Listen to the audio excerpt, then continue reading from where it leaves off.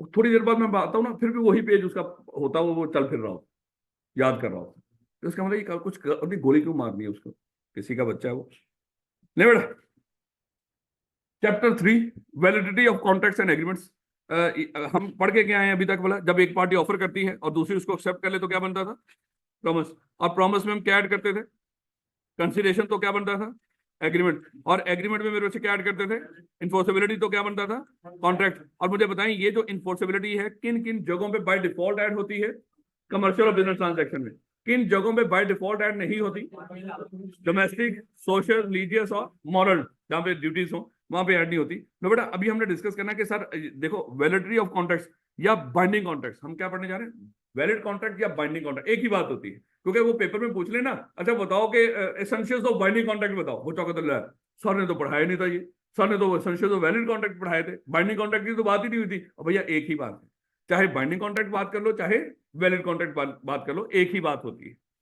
तो बेटा तो देखिएगा, हम वहीं से बात शुरू करेंगे कि एक पार्टी जब ऑफर होती थी, एक्सेप्ट होगी, प्रॉमिस, प्रॉमिस में कंसीडरेशन, तो एग्रीमेंट, एग्रीमेंट में इन्फोर्सेबिलिटी ऐड होती थी तो कॉन्ट्रैक्ट बनता था। ये मेरे बच्चे आगे देखो, अभी तक इन्फोर्सेबिलिटी यहाँ पे जो हमने लिखकर दिखाई थी आपको, उस वक्त तक एक वैलिड ऑफर हुई थी, एक वैलिड एक्सेप्टेंस हुई थी, और उसमें एक कंसीडरेशन ऐड हुई। तीन चीजें ही ना ऊपर, देखो ऑफर, एक्सेप्टेंस और ये प्रॉमिस बन गई, ये तो इन दोनों से बनेगी। अगर ये वैलिड होगी, ये वैलिड होगी, तो वैलिड प्रॉमिस बनेगी, ऐसे ही मेरे बच्चे।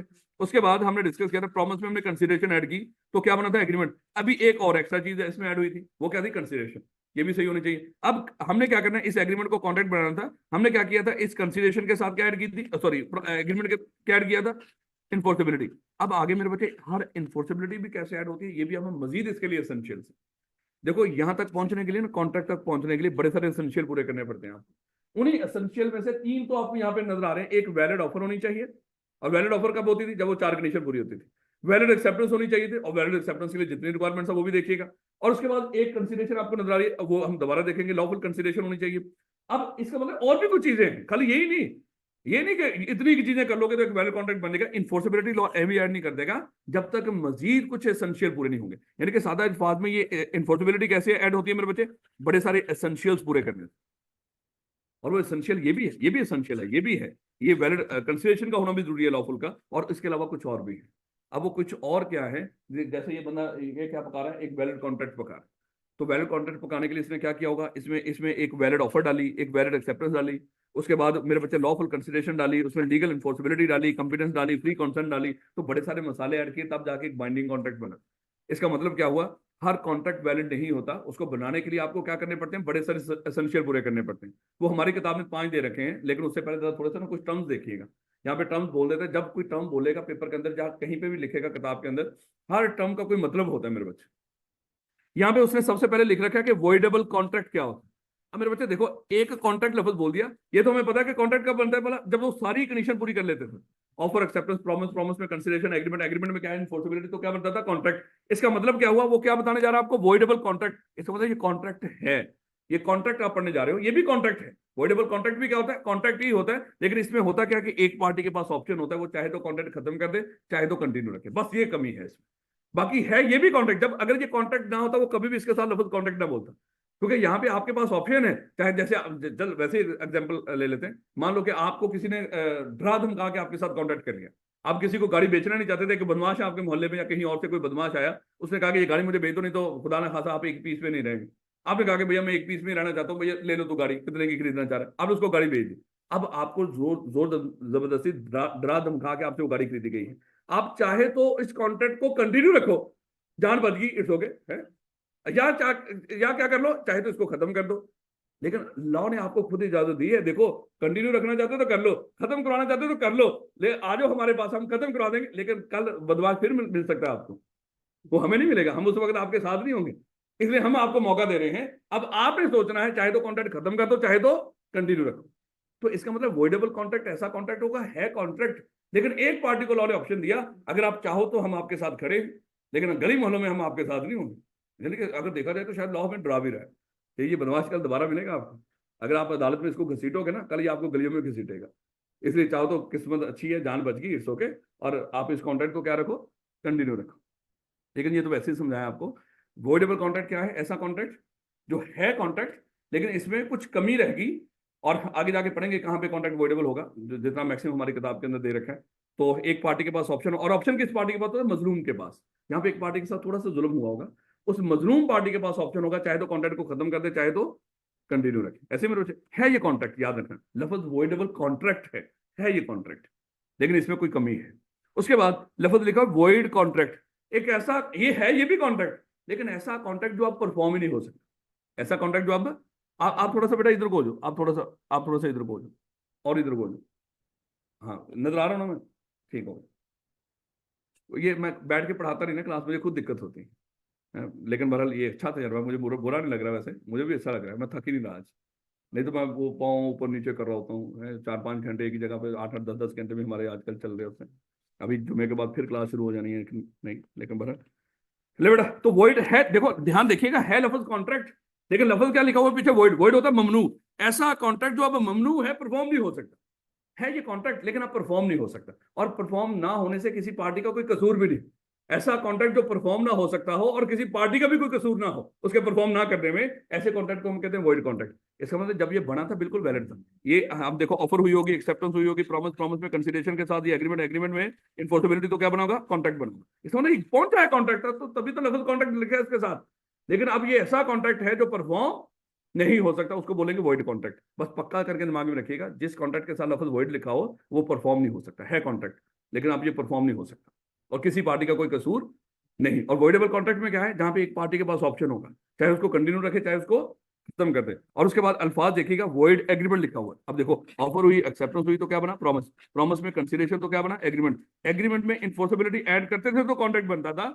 इसका मतलब ये यहीं पे रुका हुआ है अभी, इसमें इन्फोर्सेबिलिटी ऐड ही नहीं हुई, और लफ्ज क्या लिखा? Void agreement. ये कॉन्ट्रैक्ट तक कभी पहुंचा ही नहीं, और है भी वॉइड एग्रीमेंट, ममनू एग्रीमेंट। इसका मतलब कुछ ऐसे एग्रीमेंट्स होते हैं जो कानून ने मना किए होते हैं।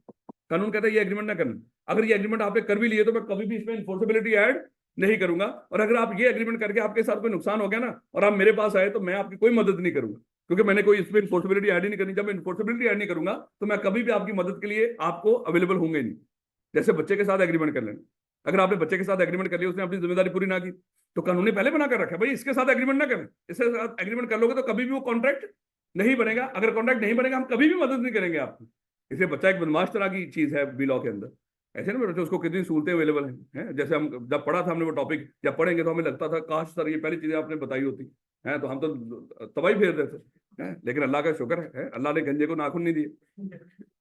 ले बेटा, तो वॉइड एग्रीमेंट की समझ आ रही है? एक ऐसा एग्रीमेंट जो कभी कॉन्ट्रैक्ट बना ही नहीं, ये वॉइड है, और वो भी ममनू है। आप इस तरह के एग्रीमेंट कर ही नहीं सकते। बथेरी पूरी लिस्ट पढ़ेंगे आगे जाके वॉइड एग्रीमेंट्स की। उसके बाद मेरे बच्चे देखिएगा, अच्छा, एक इलीगल एग्रीमेंट होता है, याद है हमने वैसे ही बताया था आपको, एक होता है इलीगल एग्रीमेंट। और इलीगल एग्रीमेंट का मतलब क्या होता है मेरे बच्चे? है ये भी एग्रीमेंट, लेकिन ऐसा एग्रीमेंट जिसको कानून ने मना कर रखा है, और कानून कहता है ये जो करेगा ना, ये एग्रीमेंट करेगा, हम उसको फेंटा भी लगाएंगे। वॉइड एग्रीमेंट, कानून आपकी सिर्फ मदद नहीं करता, लेकिन आपको कोई नुकसान भी नहीं पहुंचाता। अगर आपने कोई इलीगल एग्रीमेंट किया हो तो कानून आपको पकड़ के जूते भी मारेगा। खाली एग्रीमेंट, कभी कॉन्ट्रैक्ट तो बन ही नहीं सकता, वो तो पक्की बात है, लेकिन कानून आपको सजा भी देगा इलीगल एग्रीमेंट करने के ऊपर। जैसे आपने किसी से खुदा ना खासा किसी की टांगे तोड़ने के लिए सुपारी पकड़ ली है। अब मेरे बच्चे, आप चाहे ये सुपारी पकड़ लेना ही काफी है, या मान लो कि आपने चर्च पी नहीं, सिर्फ ली है एक पुड़ी है, भाई या किसी को सप्लाई करने के लिए एग्रीमेंट कर लिया है, भाई ये सारे एग्रीमेंट्स क्या हैं? इलीगल एग्रीमेंट्स हैं। इनको करने के ऊपर भी सजा है।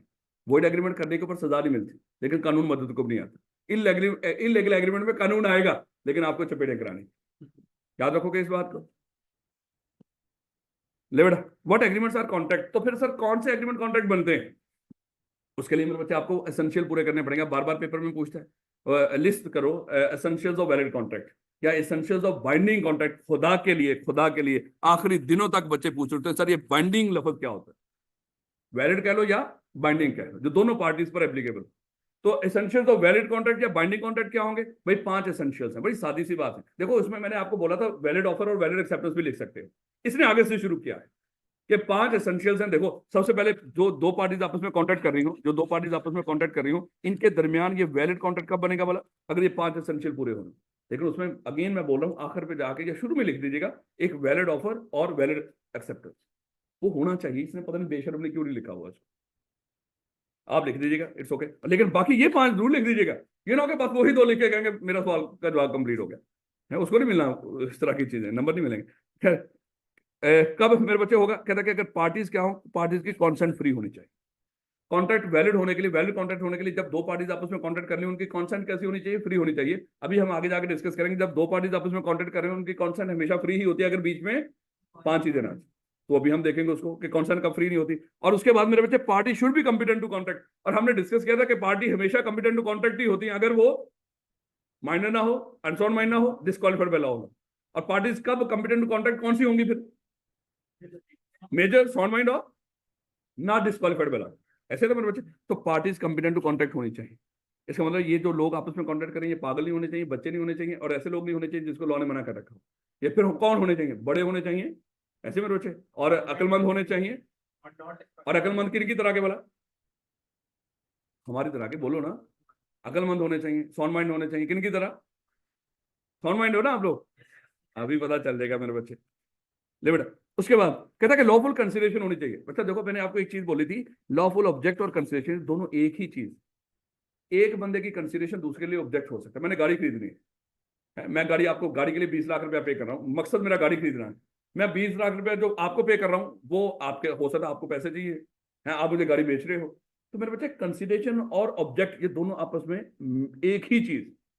मैं, मेरे लिए गाड़ी कंसिडरेशन है और मेरा मकसद भी गाड़ी खरीदना है। आपके लिए पैसे कंसिडरेशन है, कंसिडरेशन और मकसद भी आपको पैसों की जरूरत है। तो लॉफुल ऑब्जेक्ट हो, लॉफुल कंसिडरेशन होनी चाहिए। और आखिर पे हमने डिस्कस किया था, कोई ऐसा एग्रीमेंट ना हो जिसको लॉ ने पहले से मना कर रखा हो। ये एग्रीमेंट करोगे ये कभी भी कॉन्ट्रैक्ट नहीं बनेगा। यानी कि एसेंशियल्स ऑफ वैलिड कॉन्ट्रैक्ट हम पढ़ रहे हैं कि कब अगर आप एग्रीमेंट करते हो उसमें इन्फोर्सिबिलिटी कब ऐड होती है, अगर ये एसेंशियल्स पूरे हों। अगर पार्टीज कंपिटेंट कॉन्ट्रैक्ट ना हो तो मेरे बच्चे कभी भी इन्फोर्सिबिलिटी ऐड नहीं होगी। अगर पार्टीज की कॉन्सेंट फ्री नहीं होगी तो मेरे बच्चे तब भी इन्फोर्सिबिलिटी ऐड नहीं होगी।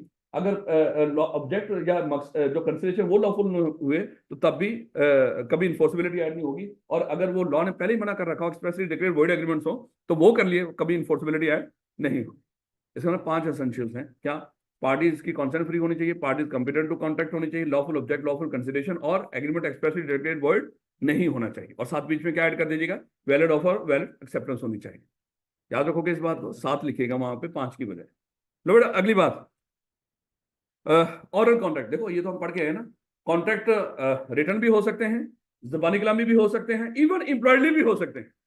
एम्प्लॉयडली भी पीछे पढ़ के नहीं है, जो एम्प्लॉयड प्रॉमिस, वो प्रॉमिस ही मेरे बच्चे क्या बन जाती है, बाय डिफॉल्ट कॉन्ट्रैक्ट बन जाती है।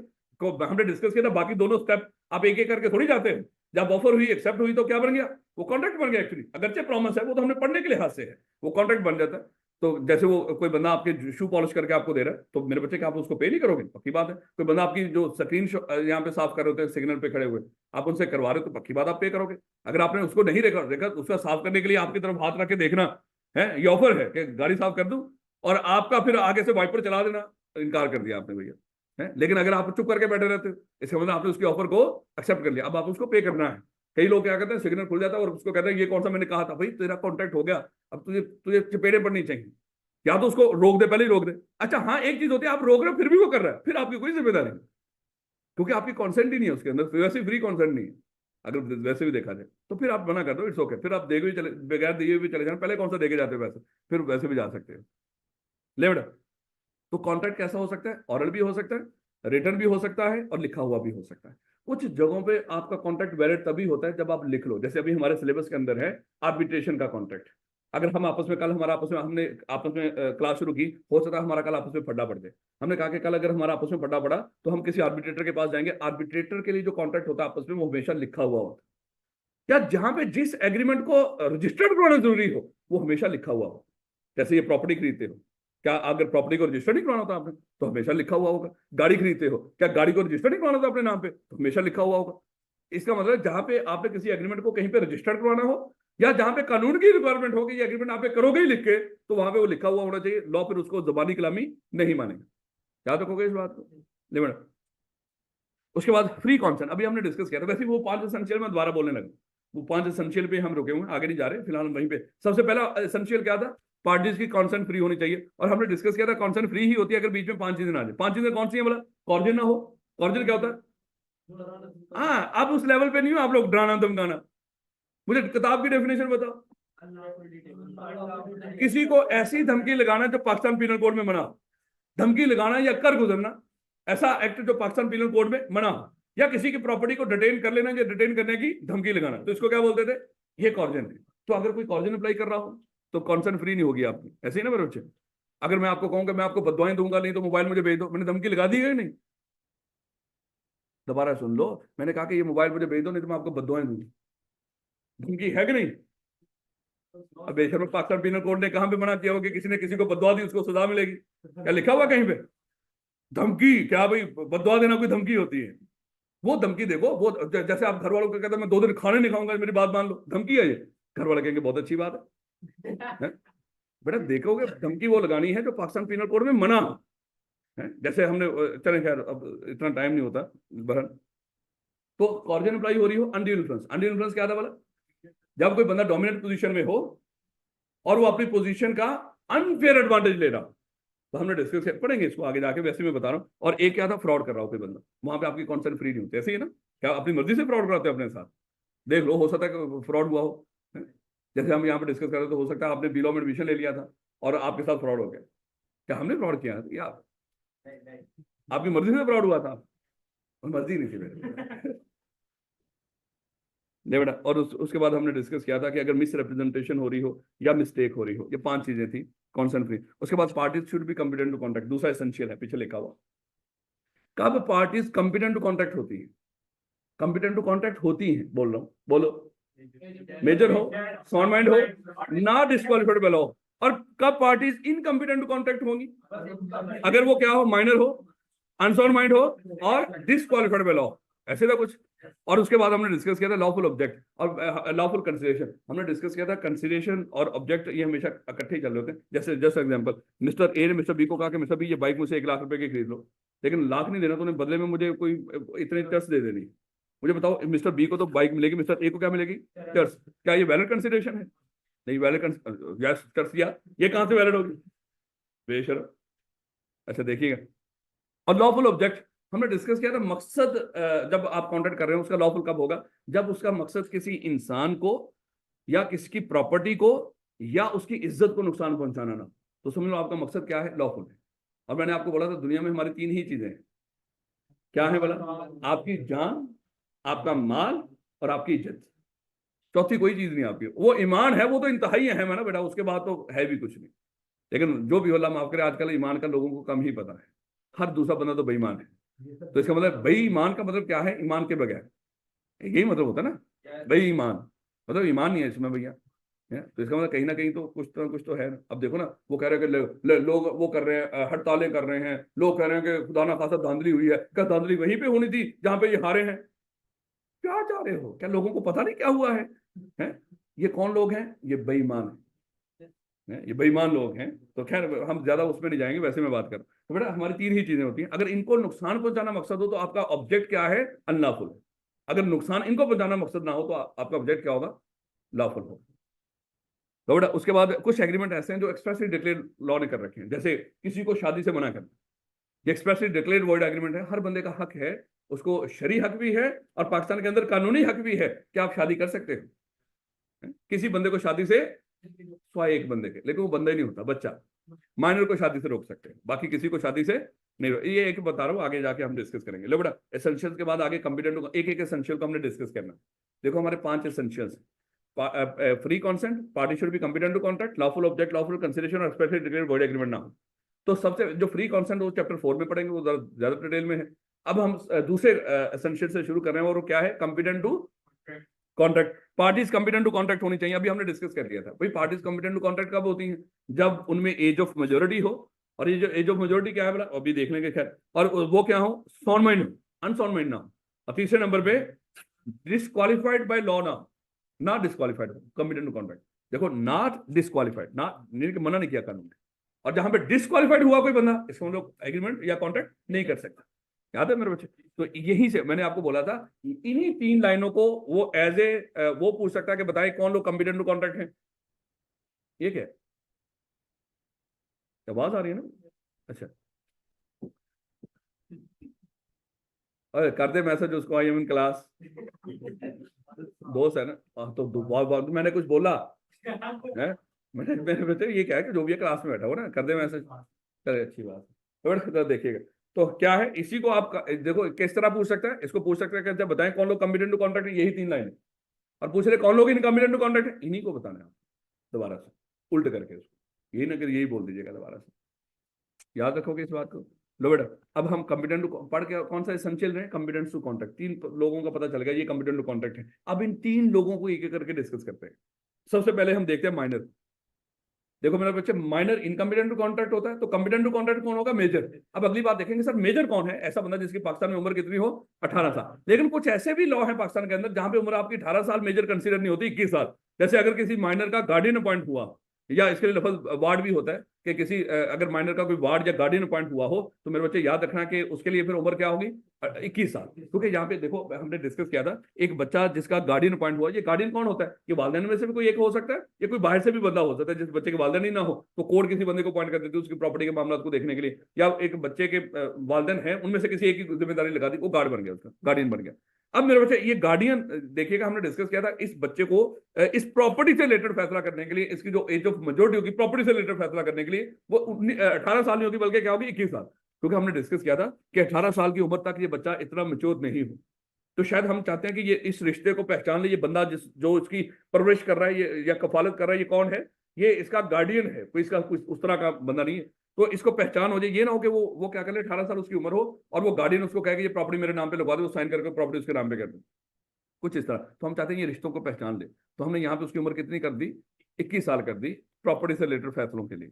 याद रखोगे इस बात को कि 2 तरह की एज ऑफ मेजोरिटी है, अगर तो किसी माइनर का गार्डियन पॉइंट हुआ तो 21 साल, अगर किसी माइनर का गार्डियन वाला मामला ना हो तो बाकी मामला में क्या है, 18 साल। इससे कोई और होती तो और भी होगी, लेकिन हमारे सिलेबस में यही 2 है, याद रखोगे। उसके बाद हमने डिस्कस किया था कि माइनर को लेकर कुछ एडिशनल पॉइंट भी है, जैसे रूल ऑफ अस्टॉपल। अस्टॉपल का मतलब क्या होता है कि जब कोई बंदा किसी चीज का इकरार कर ले, उसको बाद में उस चीज से मुकरने ना देना, इसको कहते हैं रूल ऑफ अस्टॉपल। यानी कि आपने किसी को मुकरने से रोक दिया कि अब आप मुकरेंगे नहीं। इसी तरह हमने डिस्कस किया था, और हेडिंग क्या है, रूल ऑफ अस्टॉपल डज नॉट, जैसे वो माइनर पे वो नहीं, पार्टनरशिप आपने पढ़ तो ली ना। अब पार्टनरशिप में क्या था बोला, क्या अगर कोई बंदा इकरार कर ले मैं भी पार्टनर हूं, खुद अपनी हरकतों से या अपनी जुबान से फंसे, या कोई बंदा उसको फंसा दे एज ए पार्टनर, तो उसको हमने बोला था पार्टनर बाय स्टॉपल और होल्डिंग आउट। अच्छा, इन दोनों में फर्क होता है, पार्टनर बाय स्टॉपल में कुछ और होता है, पार्टनर बाय होल्डिंग आउट में कुछ और होता है। स्टॉपल में होता है जब बंदा खुद इकरार करे अपनी हरकतों से या अपनी जुबान से, उसको कहते हैं पार्टनर बाय स्टॉपल। और होल्डिंग आउट क्या होता है, जहां पे कोई बंदा उसको कह रहा हो ये मेरा पार्टनर है और वो इनकार ना करे, चुप करके बैठा हो, इसको कहते हैं होल्डिंग आउट। तो जब इकरार कर ले, चाहे फिलहाल इन दोनों को हमारे सिलेबस में एक ही तरह से ट्रीट किया गया। तो देखिएगा मेरे बच्चे, रूल ऑफ अस्टॉपल हमने डिस्कस किया था, माइनर पे रूल ऑफ अस्टॉपल अप्लाई नहीं होता। किस चीज के लिए रूल ऑफ अस्टॉपल हमने डिस्कस किया था, अगर माइनर किसी बंदे को कहे मैं बड़ा हूं, मेरी उम्र 18 साल या उससे ज्यादा है, मेरे से कॉन्टेक्ट कर लो, अब उसने हो सकता है उसके लिए जो मर्जी एविडेंस इकट्ठी कर ले, एविडेंस मतलब जो शहादतें इकट्ठी कर ले, लिखवा ले उससे, चाहे देख तू मुकरेगा नहीं इस बात से, तू बड़ा है, वो कहेगा नहीं मुकरूंगा, मेरे बच्चे उसके बावजूद बच्चा मुकर सकता है, क्योंकि रूल ऑफ अस्टॉपल बच्चे पे अप्लाई, क्योंकि हम लॉ ने हमें मना किया वो बच्चे से एग्रीमेंट ना करना। अगर कर लिया बच्चे ने, कल आपको कोई चीज कोई ना सप्लाई की, तो बच्चा कभी भी पर्सनली लायबल नहीं होता। तो इसने क्या किया था, जहां पे जैसे मिस्टर एम ने अपना मोबाइल भेज दिया था इस मिस्टर ए को, लेकिन मोबाइल जाली था, वैसे मैं बात कर रहा हूँ, मोबाइल क्या था, जाली था। अब यहाँ पे उसने पहले उसको कहा था कि तू बच्चा है या तू बड़ा है, उसने कहा मैं बड़ा हूँ। वो कहता मुझे तू बच्चा लग रहा है, कहता सर मैं कसम खाता हूँ मैं बड़ा हूँ। उसे हो सकता है, हमने डिस्कस किया था, शादी भी इकट्ठे कर ली, वीडियो बना ली उसकी, तू मुकरेगा नहीं। वो कहेगा ठीक है वीडियो में बोल रहा हूँ, मेरी उम्र 18 साल उससे ज्यादा है। उसके बावजूद लॉ ने इसको इजाजत दी थी, अदालत में जाके मुकर सकता है, कह सकता है कि मैं बड़ा नहीं, मैं क्या हूं, मैं बच्चा। बात समझ आ रही है कि नहीं, क्योंकि बच्चे पे रूल ऑफ अस्टॉपल अप्लाई, ये इकरार कर भी ले मैं बड़ा हूं, बाद में इस इकरार से मुकर सकता है। उसके बाद हमने डिस्कस किया था रेटिफिकेशन नॉट अलाउड। बच्चे ने बचपन में जितने एग्रीमेंट किए होते हैं, जो पूरे तो किए नहीं होंगे डेफिनेटली, नहीं किए होंगे, जो नहीं किए होंगे वो बड़ा होकर दोबारा एग्रीमेंट नहीं कर सकता कि मैं उन बचपन के एग्रीमेंट्स को दोबारा पूरा करूंगा। तो ये इसको कहते हैं रेटिफिकेशन, जो चीज पहले गलत हो चुकी हो उसको सही करना, इसको रेटिफाई करना कहते हैं। बच्चे ने जो बचपन में एग्रीमेंट किए हो, बड़ा होकर उनको रेटिफाई भी नहीं कर सकता। यानी कि बच्चे ने अगर बचपन में आपके साथ कोई एग्रीमेंट किया था, उसने उस वक्त परफॉर्म नहीं किया था और आप उसके खिलाफ कोई कानूनी कार्रवाई भी नहीं कर सके थे, अब वो बच्चा बड़ा हो गया आपके पास आया कि देखिए उस वक्त मैंने आपका हक मारा था, अब वो मैं पैसे आपको दोबारा पे करूँ, तो उसके बाद दोबारा मुकर गया, वो दोबारा मुकर सकता है। लॉ ने उसको इजाजत दी है ना मेरे बच्चे, उस क्योंकि लॉ कहता है कि बच्चा बचपन के एग्रीमेंट्स को बड़ा होकर सही कर ही नहीं सकता, उनको दुरुस्त कर ही नहीं सकता, रेटिफिकेशन नॉट अलाउड। उसके बाद हमने डिस्कस किया था माइनर एंड इंसॉल्वेंसी, बच्चा कभी भी इंसॉल्वेंट नहीं हो सकता, दिवालिया नहीं हो सकता। और दिवालिया कब होता है कोई बंदा, जब उसके सर पे लायबिलिटी ज्यादा हो और पे करने के लिए एसेट कम हो। तो फिर वो क्या करता है, अपने क्रेडिटर से जान छुड़वाने के लिए कोर्ट में अप्लाई करता है, सर मुझे दिवालिया डिक्लेयर कर दो। कोर्ट उसको दिवालिया डिक्लेयर करके उसकी सारी प्रॉपर्टी किसके पास चली जाती है, कोर्ट के नुमाइंदे ऑफिशियल असाइनी के पास। फिर ऑफिशियल असाइनी उसकी प्रॉपर्टी बेच के जितनी की लायबिलिटीज होती है लोगों को पे कर देता है, बाकी उसको छोड़ देता है। तो बच्चा, मेरे बच्चे कभी किसी चीज के लिए लायबिलिटी नहीं होता। क्यों? लायबिलिटी कभी भी आपके सर पे उस वक्त तक आ ही नहीं सकती जब तक आप कॉन्ट्रैक्ट ना, और बच्चा तो कॉम्पिटेंट टू कॉन्ट्रैक्ट होता ही नहीं, इसलिए बच्चा कभी भी इंस्टॉलमेंट हो ही नहीं सकता। बात समझ आ रही है कि नहीं? आप देखो ना, वो पीछे हम पढ़ के आए थे कि भाई आप प्रोमिजर बनते हो जब कोई कॉन्ट्रैक्ट करते हो, तो प्रोमिजर मतलब ऑब्लिगेशन भी आपका आता है, राइट भी आता है। जब कॉन्ट्रैक्ट हो, जब कॉन्ट्रैक्ट ही नहीं, आपका कभी कोई राइट भी नहीं होगा, कभी कोई आपका ऑब्लिगेशन भी नहीं होगा। अब बच्चे को हम कह रहे हैं तू कॉन्ट्रैक्ट ही नहीं कर सकता, इसलिए तेरे सर पे कभी कोई लायबिलिटी आ ही नहीं सकती, हम अज्यूम करके बैठे हैं। जब तेरे सर पे कभी लायबिलिटी नहीं आ सकती, तो कभी भी जिंदगी में जब तक तू बच्चा है तो इंस्टॉलमेंट नहीं हो सकता। याद रखोगे इस बात को कि बच्चा इंस्टॉलमेंट नहीं हो सकता। फिर हमने डिस्कस किया था, अगर कोई बच्चे के साथ मिलके कोई बड़ा, यानी कि कोई बड़ा, कोई अडल्ट किसी माइनर के साथ मिलके किसी थर्ड पार्टी से कॉन्ट्रैक्ट कर ले, तो ये कॉन्ट्रैक्ट किसके अगेंस्ट इन्फोर्सेबल होगा? सिर्फ बड़े के अगेंस्ट। यानी कि बच्चा बीच में, उसके खिलाफ आप कानूनी कार्रवाई कर ही नहीं सकते। यानी कि कल आपने किसी बच्चे के साथ मिलकर किसी से गाड़ी खरीद ली 10 लाख रुपए की, कि आधे आधे कर लेंगे, मेरे बच्चा तो देने के लिए पे करने के लिए लायबल ही नहीं, तो वो 10 का 10 कौन पे करेगा? फिर आप खुद ही पे करो। लोड ये एडिशनल पॉइंट्स यही हमने डिस्कस किया, इसको रीड कर लीजिएगा। अच्छा देखो, लफ्ज वहां पे लिख रखा है कि बच्चा फ्रॉडुलेंटली रिप्रेजेंट करता है अपने आप को कि मैं बड़ा हूं। उसको भी पता मेरे ऊपर 16 साल है, उसके बावजूद अगली पार्टी को कह रहा था अंकल मेरे पे भरोसा कर लो, मेरे 20 साल का। वो क्या कर रहा था? देखो, जब जानबूझ के झूठ बोलते हैं वो क्या होता है? फ्रॉड होता है। जब अनजाने में झूठ बोलते हैं वो क्या होता है? मिस रिप्रेजेंटेशन होती है। तो इसका मतलब वो फ्रॉडुलेंटली रिप्रेजेंट कर रहा था कि मैं क्या हूं, मेरी उम्र 18 साल है, जबकि उसको खुद भी पता था कि मैं तो शायद कोई 14-15 साल का हूं, जो भी है, कम है उसकी। फ्रॉड ही कर रहा है। लो बेटा, sound mind for the purpose of contracting. याद करो, हमने डिस्कस किया था जब दो पार्टीज आपस में कॉन्ट्रैक्ट कर रही हो, ये दोनों पार्टीज क्या होनी चाहिए? साउंड माइंड भी होनी चाहिए। अब अगली बात आई थी सर, साउंड माइंड का क्या मतलब? इसके लिए 3 कंडीशन। साउंड माइंड के लिए कितनी कंडीशन थी? 3 कंडीशन थी कि at the time of contract, at the time of contract. अब मान लो कि मेरे बच्चे इनका कॉन्ट्रैक्ट हो रहा था 9:23 पे, 9:23 पे मिस्टर ए ने मिस्टर बी के साथ कोई कॉन्ट्रैक्ट कर रहा था। उस वक्त 9:23 पे, at the time of contract, ये दोनों पार्टी कॉन्ट्रैक्ट की टर्म्स एंड कंडीशंस को समझ सकती हो कि हम क्या आपस में डिसाइड कर रहे हैं, और फिर टर्म्स एंड कंडीशन के लिहाज से रैशनल डिसीजन भी ले सकती हूँ, समझदाराना फैसला भी कर सकते हैं। तो हम कहेंगे ये दोनों क्या है? साउंड माइंड है। लेकिन अगर at the time of contract 9:23 पे, हमें नहीं पता 9:22 पे क्या था, हमें ये भी नहीं कि 9:24 पे क्या होंगे, हमने किस टाइम पे देखना है? 9:23 पे। जी, अगर वो सर आप कहेंगे सर वो अगर कॉन्ट्रैक्ट होते होते कोई डिस्कस करते हुए 10 मिनट लगे, तो उन 10 मिनटों में देखेंगे। याद रखो at the time of contract, जब कॉन्ट्रैक्ट बन रहा है, अगर वो पार्टीज कॉन्ट्रैक्ट की टर्म्स एंड कंडीशन को समझ सकती हैं और रैशनल डिसीजन ले सकती हैं, तो हम बोलेंगे ये क्या है? ये साउंड माइंड है। अगर at the time of contract parties contract की टर्म्स एंड कंडीशन को नहीं समझ पा रही और रैशनल डिसीजन नहीं ले पा रही, रैशनल क्या है? समझदारी वाला फैसला, अगर वो नहीं ले पा रही, तो समझ लो ये क्या है? Unsound mind. घर वाले आपको कहते हैं पागल कि तू इतना महंगा क्यों लेकर आ गया, तो मेरे बच्चे जब वो घर वाले आपको पागल कह रहे हैं, आपने अज्यूम कर लेना आप उस वक्त अनसाउंड माइंड से। इडियट ना बोले, वो ज्यादा शदीद पागल है। लेकिन जब घर वालों ने कहा था पागल की तूने क्या किया, ये क्या करके आ गया तू, इसका मतलब उस वक्त सच्ची मुच्ची आप पागल थे। क्यों? जब जो कॉन्ट्रैक्ट हुआ था, जब आपने कॉन्ट्रैक्ट किया था, उस वक्त कॉन्ट्रैक्ट की टर्म्स एंड कंडीशन समझ ही नहीं सकते, और शायद घर वालों को लगा आप समझदारी से फैसला करके नहीं आए। जैसे आपने क्या किया, एक चीज जो बड़ी आसानी से मार्केट से या कहीं से भी वो 200 रुपए की मिल सकती थी, आप 2000 की खरीद लाए। आप घर वाले कहेंगे नहीं पागल है? वो एक्चुअली सच बोल रहे हैं मेरे बच्चे। उस वक्त आपने उन पर गुस्सा नहीं करना कि पागल बोल दिया उन्होंने, क्योंकि आपने समझदारी वाला फैसला ही नहीं किया। आपने 200 रुपए की चीज कितने की लेके आगे? 2000 की। तो ये रैशनल डिसीजन है। अगर मान लो कि वैसे मैं बात कर रहा हूं, अगर यही बिल आपको मिल रहा हो मार्केट के अंदर 10-12 हजार में, और आप कहीं पे 22,000 में एडमिशन ले ले, मुझे बताओ क्या रैशनल डिसीजन है? वैसे मैं बात कर रहा हूँ, ये ना कहना कि खुदा ना खासा ही पता नहीं सर किस तरफ बात कर रहे हो आप। लेकिन वैसे मैं समझाने की बात कर रहा हूँ मेरे बच्चे। उस वक्त आपने दोस्त के कहने पे या जिसके कहने के ऊपर भी अपने घर वालों को जब 12,000 का चूना लगाया होगा 10,000 का, तो घर वाले कहेंगे पागल था तू है। तो भाई जब यही सब्जेक्ट फलानी जगह पे इतना सस्ता मिल रहा था तो तूने वहां से क्यों? लेकिन उसने कहा कि नहीं नहीं, वहां पे वो तिलों वाला पढ़ाते थे, ये सादा पढ़ाते हैं। होते होंगे ना तिलों वाले ना, बेशरम। खैर गोली मार। वैसे पैसे जाया ना किया करो मेरे बच्चे, सोच लिया करो है, खाली दोस्तों को ना फॉलो किया करो, बाकी इधर उधर देख लिया करो। मैं ये नहीं कहता कि जहां पे आपको कोई बेहतर और सस्ता मिल रहा हो कर लिया करो। कुछ हो सकता है कुछ लोग आपके भले के लिए बैठे हो मार्केट के अंदर, उनका मकसद बहुत कमाना ना, तो आप ऐसे लोगों को भी ढूंढने की कोशिश कर लिया करो, तो शायद आपका फाइनेंशियली भी फायदा हो जाए, शायद किसी और मामले में फायदा हो जाए। और मामले का मुझे नहीं पता, लेकिन कम से कम फाइनेंशियली का पता है। और इस तरह का कि हम कोशिश करते हैं अपने बच्चों को इंडक्शन तक भी जहां तक हो सकता है सपोर्ट करते हैं। ले बेटा खैर, तो आपको पता चल गया। अगर पेपर में वो ये पूछा, अब बच्चे पता क्या गलती करते हैं, जब पेपर में पूछता है ना, अच्छा बताओ साउंड माइंड, आप क्या करना शुरू कर देते हो, या वो पूछता है अनसाउंड माइंड बताओ, आप कहोगे स्पेसिफिक ल्यूनाटिक और ड्रंकन। तो सत्यानाशी तो एग्जाम्पल थी है। आपको उसने पूछा था अच्छा बता अनसाउंड माइंड क्या होता है, तो अनसाउंड माइंड मेरे बच्चे ऊपर की वो 3 बातों के लिहाज से बताना है आपने। At the time of contract, contract की टर्म्स एंड कंडीशन को समझ सकता हो, और रैशनल डिसीजन। अब देखो ना, एक बंदा 9:23 पे कॉन्ट्रैक्ट की टर्म्स एंड कंडीशन को समझ सकता है, रैशनल डिसीजन, तो हमारे लिए क्या है, साउंड माइंड। अच्छा 9:23 पे वो कॉन्ट्रैक्ट की टर्म्स एंड कंडीशन को नहीं समझ पा रहा और रैशनल डिसीजन नहीं ले पा रहा, तो हमारे लिए क्या है, अनसाउंड माइंड। अच्छा हो सकता है 9:22 पे वो बिल्कुल सही था, लेकिन 9:23 पे अगर पागल है तो हमारे लिए वो पागल है। हो सकता है 9:24 पे दोबारा सही हो गया हो, लेकिन कॉन्ट्रैक्ट हमारा 9:23 पे हुआ, उस वक्त हमने देखना उस वक्त वो साउंड माइंड है या नहीं है। बात समझ आ रही है कि नहीं? अक्सर होता है ना, लोग क्या करते हैं, खुदा ना खासा अक्सर लोग पी पू के निकलते हैं, होता है ना, लस्सी लुस्सी एक्स्ट्रा पी लेते हैं रात को या इधर उधर, तो रक्शे वाले को रोकता है, रोक मैंने फलानी जगह तक जाना है। तो कहता तो कितने पैसे जो भी है, वो कहता कि मैं सर वो 500 देना, मैं सिर्फ 5,000 दूँ, इससे ज्यादा।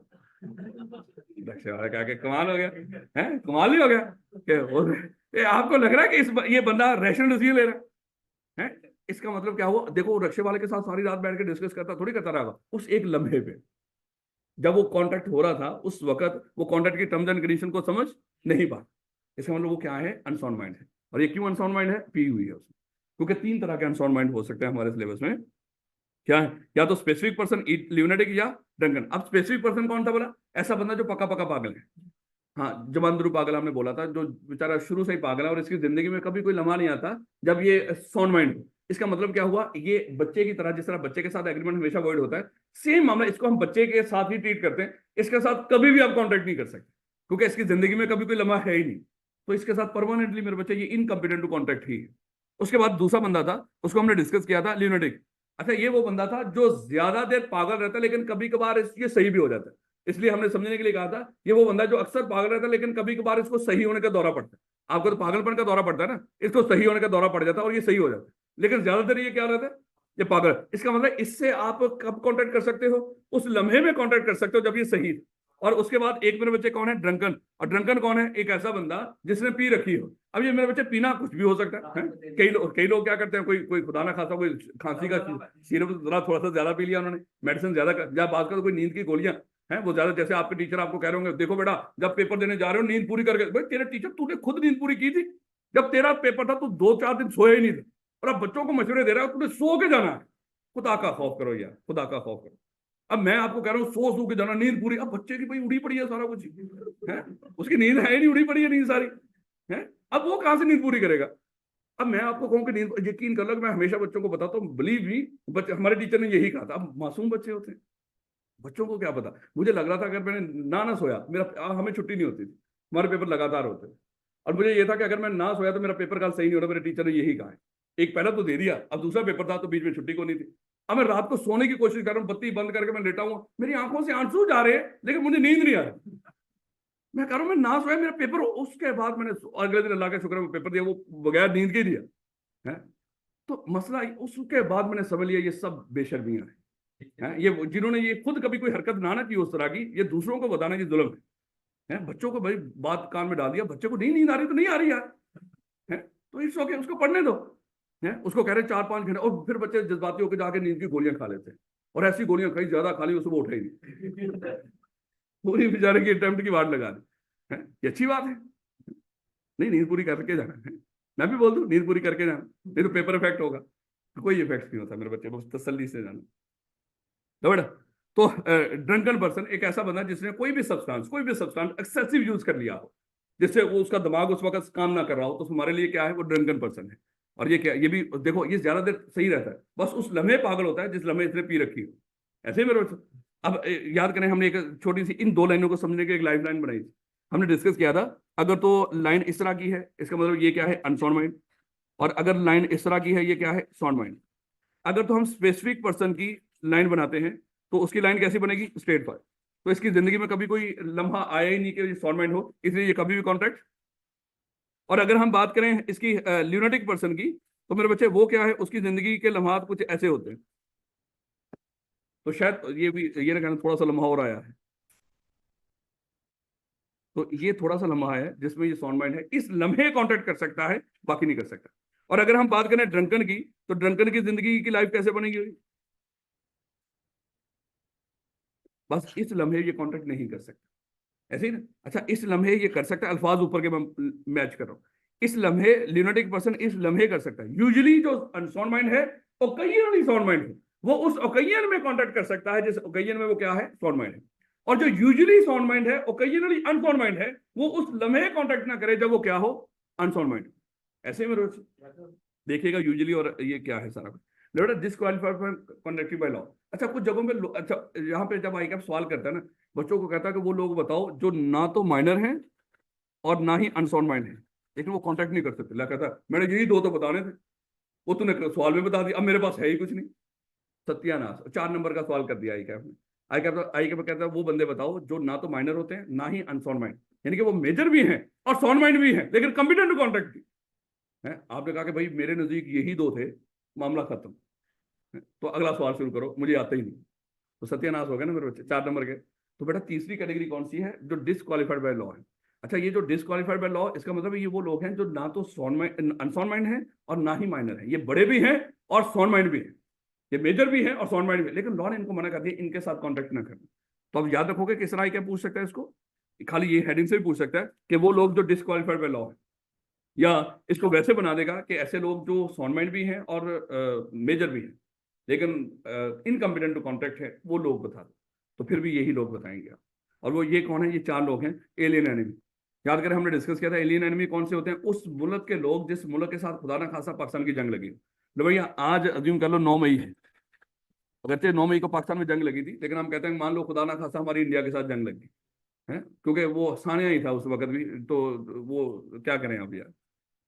इनकी जिंदगी में 9 वाला हिंसा ना, इनके लिए वैसे ही अल्लाह माफ करे, आप इनको तंग करता रहेगा।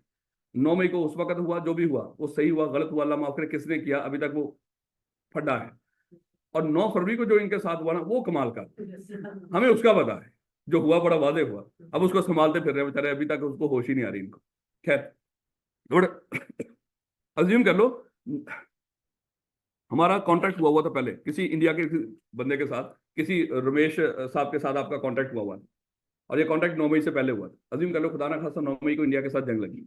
अब वो जो रमेश साहब के साथ जो कॉन्ट्रैक्ट था, वो कॉन्ट्रैक्ट अब परफॉर्म नहीं हो सकता। ऐसा कॉन्ट्रैक्ट जो बनते वक्त बिल्कुल वैलिड था, बाद में परफॉर्म ना हो सकता, वो अभी हमने उसके लिए लफ्ज बोल के आए थे, वो क्या होता है, वॉइड कॉन्ट्रैक्ट। तो वो कॉन्ट्रैक्ट अब परफॉर्म नहीं हो सकेगा। हाँ, या तो उसको खत्म कर दो या उसको सस्पेंड रखो, जब जंग खत्म हुई तो दोबारा परफॉर्म कर लीजिएगा। याद रखोगे इस बात को। तो यानी कि वो लोग आपके लिए होते इनकम्पिटेंट टू कॉन्ट्रैक्ट है। उस मुल्क के सारे लोग आपके लिए क्या होंगे, इनकम्पिटेंट टू कॉन्ट्रैक्ट होंगे। किस मुल्क के लोग, जिस मुल्क के साथ आपकी जंग लगे। उस दौरान जब जंग लगी हो, ये ना कि एक दफा जंग लगी थी खुदा ना खासा 1971 में, अब वो इंडिया वाले सारे हमारे लिए इनकम्पिटेंट ही है, नहीं नहीं, अभी कम्पिटेंट टू कॉन्ट्रैक्ट है। आप कॉन्ट्रैक्ट ऐश्वर्या के साथ, करीना के साथ जो कॉन्ट्रैक्ट करना है कर लो, लेकिन मेरे बच्चे उसके बाद वो क्या हो जाएंगे, अगर खुदा ना खासा जंग लगी तो क्या हो जाएंगे, इनकम्पिटेंट टू कॉन्ट्रैक्ट। खैर उसके बाद मेरे बच्चे फॉरेन सॉवरेन्स और एम्बेसडर। अच्छा, हमने डिस्कस किया था सॉवरेन्स कौन होते हैं, ये सफीर जो काफी सालों के लिए हमारे पास आते हैं। और एम्बेसडर्स क्या होते हैं, हुकूमती सतह पे वफ्द आते हैं 2 4 10 दिन के लिए, और ये पाकिस्तान से होके जाते हैं। लॉ कहता है इनके साथ कॉन्टैक्ट ना करना। अगर इनके साथ आपने कॉन्टैक्ट कर लिया, इनको मेरे बच्चे पाकिस्तान के लॉ में इम्यूनिटी मिली होती है, इस्तिस्ना मिला होता है। अगर आपने इन्होंने आपके साथ कॉन्टैक्ट कर भी लिया, तो आप पाकिस्तान की अदालतों में पंजाब पुलिस बुला के इनको आप घसीटते हुए अदालतों में लेके नहीं आ सकते। जिस तरह आप बाकी जो लोग हैं यहाँ पे पाकिस्तानी, उनके बीवी बच्चों को पकड़ के उनको जलील करके, उनके घर और 4 दीवारी की पामाली करके आप जैसे उन लोगों को घसीटते हुए लेकर आते हो ना, जिसको पकड़ना है उसको पकड़ा, वो पकड़ा नहीं जा रहा, उसके बाद पूरा खानदान बच्चों समेत आप पकड़ के हवालात में बंद किया होता है। मेरे बच्चे ये पाकिस्तान में ही ऐसी है, इस तरह की हरकत आप इनके साथ नहीं कर सकते। इसलिए लॉ ने मना कर दिया, ये लोग अदालतों में आएंगे नहीं। जब अदालतों में नहीं आएंगे तो मेरे बच्चे इसमें हम क्या करेंगे, तो बेहतर ये है कि इनके साथ कॉन्टैक्ट ना करना। हमने इनको क्या कर दिया, इनकम्पिटेंट टू कॉन्टैक्ट कर दिया है, डिस्क्वालीफाई कर दिया है। याद रखोगे इस बात को, देख लेना। हाँ, वो कहता है अगर ये खुद अदालतों में आगे अपनी बेगुनाही साबित करना चाहे तो कर सकते हैं, लेकिन आप इसको घसीट के लेकर नहीं आ सकते। उसके बाद कन्विक्टेड। कन्विक्टेड वो बंदा होता है जिसको सजा मिल चुकी हो और वो बंदा जेल में हो। देखो ये बंदा जेल की सलाखों में, तो जब तक ये जेल की सलाखों की परली साइड पे है उस वक्त तक कॉन्टैक्ट नहीं कर सकता। हाँ, जब ये जेल की सलाखों से बाहर आ जाएगा उस वक्त कॉन्टैक्ट कर सकता है। अब वो दो सिचुएशन है, एक तीसरी आप खुद बनाते हो, सब तोड़ के आ जाए, भाई तोड़ के आने वाली बात नहीं। तो जेल तोड़ के, वो पता नहीं फिल्मों में टूटती है जेल, ये बड़ी पक्की होती है मेरे बच्चे, ये नहीं टूटती वैसे। तो फिर जो भी हो, लेकिन अगर कोई बंदा क्या करे, अगर वो इस जेल से बाहर आ जाए, जेल से बाहर आने के दो तरीके उसने खुद बता रखे हैं उसने, आपने वही बताने। क्या कन्विक्टेड पर्सन कॉन्ट्रैक्ट कर सकता है? वैसे ये कर नहीं सकता, लेकिन दो सिचुएशन है जहां पे एक्सेप्शन है, जहां पे कर सकता है। या तो ये जमानत पे आ जाए, पेरोल पे आ जाए, या इसकी सेंटेंस की मुद्दत पूरी हो गई, तो फिर ये कॉन्ट्रैक्ट कर सकता है, अदरवाइज ये कॉन्ट्रैक्ट नहीं कर सकता। तो जब तक जेल में है, इमरान खान अभी मुझे बताओ कॉन्ट्रैक्ट कर सकता है? बुशरा बीबी बताओ कॉन्ट्रैक्ट कर सकती है? अरे फंस गए, बताओ। वो तो जेल में नहीं है, तो कर सकती है वो कॉन्ट्रैक्ट? वो सब जेल है, वो जेल का दर्जा दे रखा है उसने घर को, वो जेल ही है। याद रखोगे इस बात को, वो जेल ही है ना वो। आप कहेंगे सर उस तरह को वहां पे ये सलाखें बनी नहीं हुई है, तो कोई मसला नहीं, उसको घर को, घर को क्या दे रखा उन्होंने, ना वो कहीं कॉल कर सकती है, ना बात कर सकती है, वही सारी जो जेल वाली सहूलतें हैं ना, उसको घर दे दी उन्होंने। तो बेटा उसके बाद इंसॉल्वेंट। अब देखो, इंसॉल्वेंट बंदे को इनकम्पिटेंट टू कॉन्ट्रैक्ट कर दिया, डिस्क्वालीफाई कर दिया लॉ ने। क्यों कर दिया भला? इसका जो भी इसके पास होता है वो सारा किसके पास होता है? कोर्ट के पास, कोर्ट के नुमाइंदे के पास। इसके पास तो कुछ भी नहीं होता। अगर आप इसके साथ कॉन्ट्रैक्ट कर लोगे तो मेरे बच्चे इसके पास देने के लिए आपके पास क्या है? कुछ भी नहीं। जो इसके पास था वो सारा का सारा किसके पास पड़ा हुआ है? कोर्ट के पास। तो इंसॉल्वेंट बंदे के साथ आप कॉन्ट्रैक्ट नहीं कर सकते जब तक वो अनडिस्चार्ज हो। इसको भी एक मौका मिल जाए, जब वो सारा मामला खत्म हो जाता है ना, ऐसा उसर इसके बेच के मामला खत्म कर दिया जाता है, फिर ये दोबारा जिंदगी शुरू कर सकता है। ये नहीं कि पक्का पक्का मुझे कॉन्ट्रैक्ट कर ही नहीं सके। जब तक इसके एसेट बेचे जा रहे हो, ऑफिशियल असाइनिंग और लायबिलिटी पे कर रहा हो, उस वक्त ये कॉन्ट्रैक्ट नहीं कर सकता। उस वक्त इसके लिए लफ्ज बोला जाता है अनडिस्चार्ज इंसॉल्वेंट। जब ये डिस्चार्ज हो जाता है इंसॉल्वेंसी से, एसेट बिक गए, जो था इसके पास सब कुछ खाली कर दिया इसको, फिर इसको कहते हैं जा तू दोबारा जिंदगी जी ले। तो फिर ये क्या हो जाता है? डिस्चार्ज इंसॉल्वेंट फिर कर सकता है, लेकिन वो यहाँ पे डिस्कस नहीं हुआ, बस यहाँ पे दिमाग में रखिएगा, इंसॉल्वेंट बंदा कॉन्ट्रैक्ट नहीं कर सकता। तो बेटा भाई 7 मिनट मतलब 7 मिनट, चलो 10 कर लो, लेकिन 10 मतलब 10 मिनट। तो क्योंकि आगे आपको पता है कि हमारे पास 1 घंटा है, उस घंटे में हमने इसको, ये जो थोड़ा सा रह गया इसको भी खत्म करना है, और अगला चैप्टर भी हमने शुरू करना है, एटलीस्ट चैप्टर 4 कुछ ना कुछ। याद रखो इस बात को, 10 मिनट है आपके पास, 12:10 में दोबारा क्लास रिज्यूम। आप कह रहे होंगे लगे रहें कोई मसला नहीं, लेकिन कोई मसला नहीं मेरे बच्चे, ये औखा काम है। औखा मतलब वो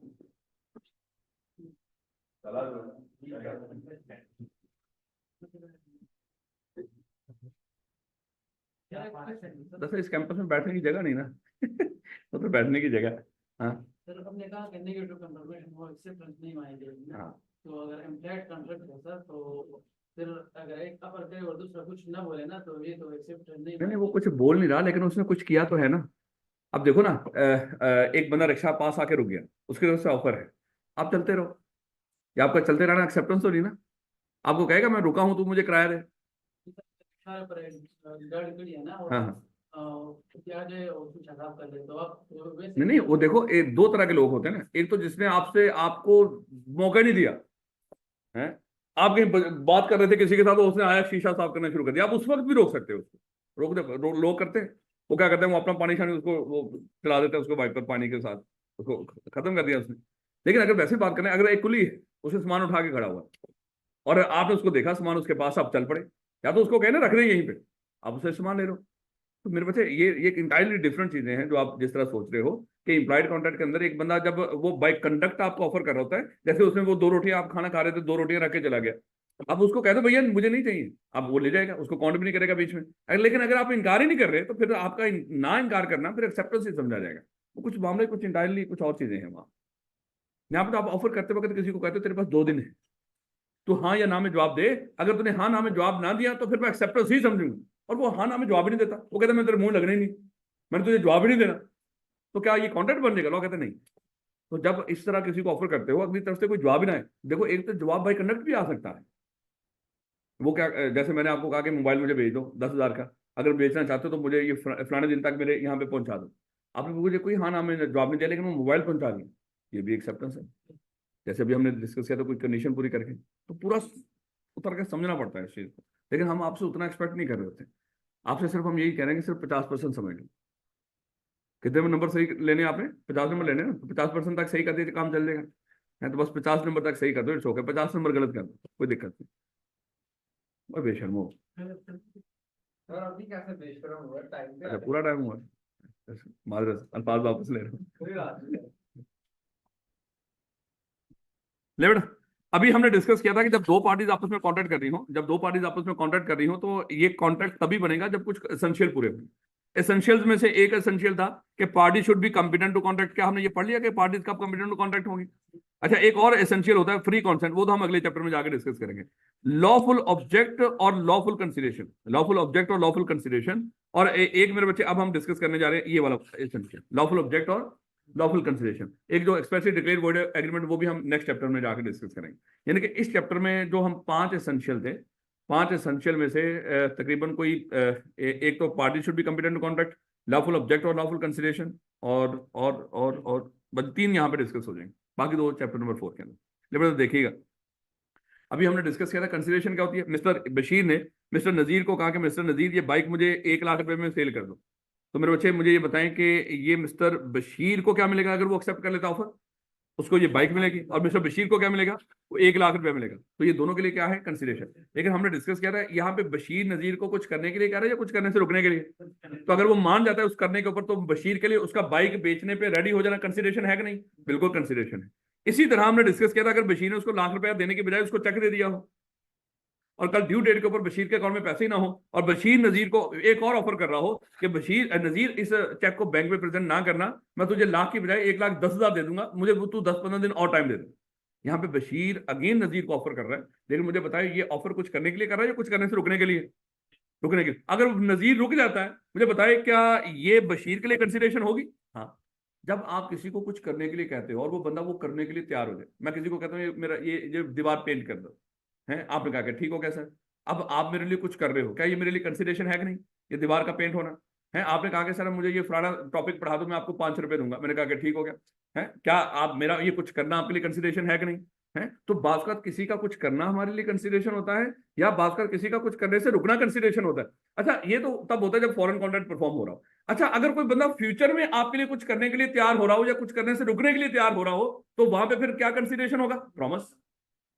बात समझ आ रही कि नहीं? अगर आज ही कोई बंदा आपके लिए कुछ कर रहा है, आपने किसी को कहा ये मेरी बाइक वॉश कर दे भैया, मैं 2 से वॉश कर दी, क्या आपके लिए ये कंसिडरेशन है कि नहीं? बिल्कुल। जब भी आप किसी को कुछ करने के लिए कहते हो, रिक्शे वाले को कहा कि रुको भैया मुझे वो भाटी तक छोड़ा है, तो भैया ये उसका ये करना आपके लिए कि ठीक है भैया मैं छोड़ाता हूँ आपको, तो आपको छोड़ने आ रहा है, क्या ये आपके लिए कंसिडरेशन है कि नहीं?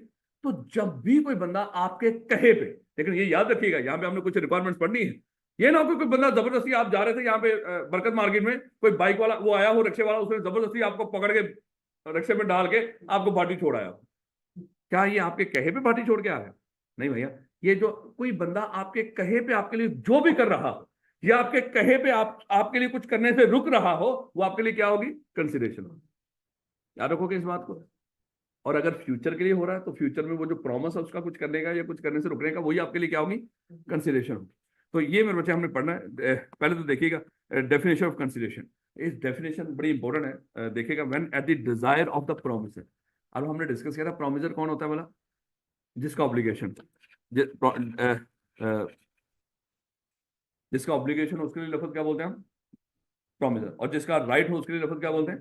प्रोमिस। अगर ये देखो, अगर हमें ना पता हो कि देखो जब कॉन्ट्रैक्ट करते हो आप प्रोमिसर भी होते हो, प्रोमिसी भी होते हो, प्रोमिसर ऑब्लिगेशन के लिहाज से और प्रोमिसी राइट, तो ये कॉन्सेप्ट हमें कभी समझ ना आता जो यहाँ पे वो बकवास कर रहे हैं। क्योंकि यहाँ पे वो बोल रहा है कि when at the desire of the promisor, जब जिसका कोई ऑब्लिगेशन बना रहे हो उसके उसके ख्वाहिश पे जब आप उसके लिए कोई काम करते हो, जो काम आपकी ख्वाहिश पे ना हुआ हो वो कभी भी आपके लिए कंसिडरेशन नहीं होता, याद रखिएगा।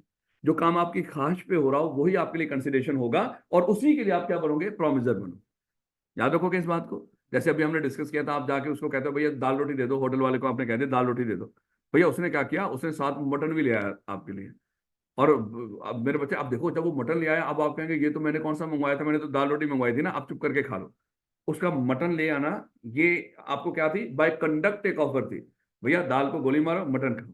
और अगर आपने खाना शुरू कर दिया, ये एक्सेप्टेंस है। या तो उसको कहो भैया मेरी औकात ही को नहीं, तो मैं बोला था दाल रोटी ले आ, या तो दाल रोटी ले आ, तो इसको उठा दे, या तो उसको इनकार कर दो। अगर आपने नहीं इनकार किया तो मेरे बच्चे यही ये आपके लिए क्या बन जाएगी? कंसिडरेशन। अब आप कहेंगे सर मेरी ख्वाहिश पे, मेरी ख्वाहिश तो दाल थी। बेटा तूने उसको मटन को उठवा के ना उठवा के अपनी ख्वाहिश आप इस पे शो कर दी है। याद रखोगे इस बात को। तो आपके लिए वही चीज कंसिडरेशन बनती है जो आपकी ख्वाहिश पे हो। और मैंने आपको क्लास में बताया था मेरे बच्चे, कॉन्ट्रैक्ट एक्ट ने आपकी जान बचा दी। अगर ये वाली लाइन ना होती इतनी सी, when at the desire of the promise, the promisee और एनी अदर पर्सन कुछ आपके लिए कर रहा हो तो वही आपके लिए कंसिडरेशन होगी जो आपकी ख्वाहिश पे हुआ हो। इस लफ्ज ने आपकी इतनी बड़ी फेवर की है कानून के अंदर कि आपकी सोच है। नहीं तो लोग पता क्या करते हैं, जो जबरदस्ती जो चीजें थी ला ला के आपको दिए जाते हैं और आपसे कहते हैं हमें पैसे दो। जिस बंदे का दिन में जो चीज नहीं बिकी वो रात को जाकर जाता हुआ आपके घर छोड़ जाता है। जो फल जिसके नहीं बिके, जो सब्जियां नहीं बिकी, आपके दे जाता। वो कहेगा मैंने तो मांगी नहीं। वो कहता दे तो दी ना, रोड़ा मुक्का तो दे। है आपने एक रोटी खानी थी, वो 10 रोटियां रख गया, भाई दे तो दी ना, तो 10 की पेमेंट कर। तो मेरे बच्चे इस चीज ने आपको बचा दिया। वही आपके लिए कंसिडरेशन होगी, उसी के लिए आपका ऑब्लिगेशन होगा जो काम आपकी ख्वाहिश पे हुआ। बात समझ आ रही कि नहीं? अब यही यहाँ पे ये कंसिडरेशन की जो डेफिनेशन बड़ी आसान सी है कि जब आप प्रोमिजर की ख्वाहिश पे, प्रोमजी जिसका राइट बन रहा है, जिसका राइट बन रहा है, वो कुछ कर रहा हो या कुछ करने से रुक रहा हो, उसने कुछ किया था या करने से रुक गया था, कुछ करेगा या करने से रुक जाएगा, यानी कि कुछ करना या कुछ करने से रुकना जो आपकी ख्वाहिश पे हो, वो आपके लिए कंसिडरेशन होती है। बाकी तो सारे मेरे बच्चे फ्यूचर और पास्ट और प्रेजेंट के सेंटेंस। बस ये याद रखिएगा कि आपके लिए कंसिडरेशन कौन सी चीज होगी, जो आपकी ख्वाहिश पे हो। चाहे किसी का कुछ करना, चाहे कुछ करने से रुकना, ये आपकी ख्वाहिश पे होना चाहिए। याद रखो। अब इसी से एसेंशियल पढ़ेंगे। जब एसेंशियल पढ़ेंगे तो आपको मजीद समझ आ जाएगी। अच्छा मेरे बच्चे एसेंशियल देखिएगा, इसमें एसेंशियल कौन कौन से एक एक करके डिस्कस करते हैं। एसेंशियली पढ़ने में से डिजायर ऑफ द प्रॉब्लम अभी हमने डिस्कस किया। बेटा अज्यूम कर लो ये मिस्टर ए है, ये अपने बच्चों को वहां पे नहर में इसके बच्चे डूब रहे थे और ये चीख चला रहा था कि मेरे बच्चों को कोई बचाए। वहीं पे एक गोताखोर आया, उसने इसके बच्चों को निकाला नहर से। अब मेरे बच्चे मुझे बताएं, क्या मिस्टर ए की ख्वाहिश पे इसने बच्चों को बचाया? पक्की बात है भाई, चीख चला रहा था तो उसने बचाया ना। आगे तो अब उसको क्या करेगा, ये पे करेगा, उनका काम। अच्छा एक दफा क्या हुआ, ये बच्चे दोनों नहर में इसी तरह डूब रहे थे और इसका बाप सुकून से नहर के किनारे बैठा हुआ था और वो बच्चे बेचारे डुबकियां लगा रहे थे, गोते खा रहे थे। तो वहां पे गोताखोर आया, उसने क्या कर लिया, बच्चों को निकाल लिया बाहर। और वो कह रहा है कि भैया मुझे पे करो। वो कहता है मैं क्यों पे करूं? वो कहता है मैंने बच्चों को बचाया। कहता मैंने तुझे कहा था। है वो भैया ये तो बड़े दिनों से नहाए ही नहीं है, तो नहर में मैंने फेंका हुआ ताकि नहा नू ले, और तूने पकड़ के इनको बाहर निकाल दिया। वैसे मैं बात कर रहा हूँ। तो बेटा अब आपको क्या लग रहा है कि जैसे वो, वैसे मैं बात कर रहा हूँ, वो था नहीं, वो एक मूवी थी, क्या थी वो, दंगल।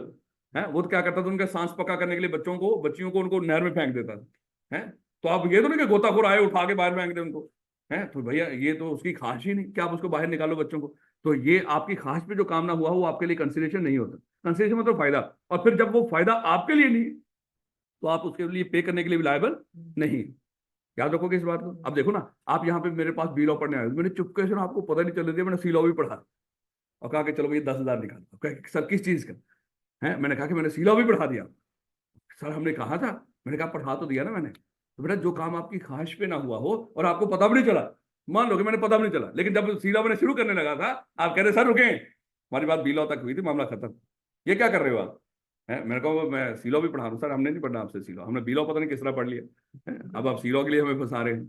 तो कहने का ये मतलब, अगर तो आपकी ख्वाहिश पे किसी ने कुछ किया हो, आपकी ख्वाहिश हो, तो वो आपके लिए बेनिफिट कंसिडर होगा और आप उसके लिए पेबल भी हो। याद रखोगे इस बात को। इसकी जितनी मर्जी एग्जाम्पल बनाते रहो, सुबह से लेकर शाम तक बनाते रहो, कोई दिक्कत। हाँ तो पढ़ना भी है। When at the desire of the problem. चलो कोई एग्जाम्पल तो दो ना, तूने जो पढ़ना भी है, चलो कोई एग्जाम्पल दे कोई भी इसकी, at the desire of the promisor. किसी बिल्डिंग में आगे फायर ब्रिगेड में आगे आपसे कह रहे कि बगैर है वो आगे तो चला गया अभी थोड़ा सा। अगर थे यहाँ पे फिट तो कर सकते हैं बिला वजह है?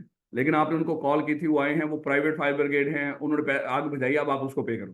प्राइवेट एम्बुलेंस कर ले। वो वैसे तूने किसी और चीज के साथ मिक्स कर दिया, एक और पॉइंट भी आ गया। हाँ ड्यूटी के साथ मिक्स कर दिया ऐसे। कोई और एग्जाम्पल, बड़ी तो एग्जाम्पल आती है, कोई एग्जाम्पल दे दो, कोई दे दो। इतनी सारी तो हमने पहले ही पढ़ी है? आपने दाल रोटी मंगवाई तो उसमें साथ कुछ और दे दिया, क्या आपकी ख्वाहिश पे दिया है? अच्छा आप यहाँ पे बैठे हो, अब बाइक बाइक पे आए हो। अच्छा वो ना बाहर बाहर जो अंकल बैठे होते हैं या कोई भी बंदा, उसने आपकी बाइक की सर्विस कर दी है और आपको बाहर निकले, आपने उनको कहा कि 250 रुपया पे करो। क्या पे करोगे? क्यों पे नहीं करोगे? अच्छा बाहर ना इसका पेंट उतरा हुआ था गाड़ी में, इसका मान लो कि बिल्डिंग का, तो एक बंदा पेंटर गुजरा होगा यहाँ से, उसने पकड़ के पेंट कर दी बिल्डिंग।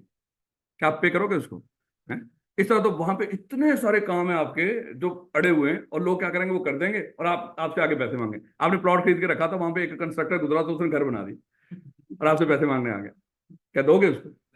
बेटा जो काम आपकी ख्वाहिश पे ना हुआ हो वो आपके लिए कंसिडरेशन नहीं होता। अच्छा ये एक और चीज दिमाग में रखिएगा, चाहे फायदा आपको मिल रहा हो, लेकिन जो काम आपकी ख्वाहिश पे नहीं हुआ वो आपके लिए कंसिडरेशन नहीं है। अब देखो ना, आपने रिक्शे वाले को कहा कि बेटा चले सर आप मुझे सीएफई तक छोड़ाओ, उसने पर किलोमीटर के लिहाज से कहा कि सर पर किलोमीटर आपसे मैं 50 रुपए लूंगा, आपने कहा कि डन करो। अब वो क्या कर रहा है, आपने सीएफई तक आना था, वो आपको उसने क्या कर दिया, लाहौर घुमाना चाहिए, आप उसको रोक रहे हो, सर क्या कर रहे हो आप, मुझे सीएफई तक लेके, वो कभी आपको किधर कभी किधर कभी किधर किलोमीटर पूरे कर रहा हो। मुझे बताओ क्या ये आपकी ख्वाहिश पे कर रहा है? अब आप उसको किधर रोक तो रहे थे ना आप लोग, यानी कि ऊपर जो घुमा फिरा रहा था वो आपकी ख्वाहिश पे नहीं घुमा फिरा रहा था, इसके मतलब आप उसके लिए प्रोमिसर नहीं बनोगे, आपका वो ऑब्लिगेशन नहीं बनेगा।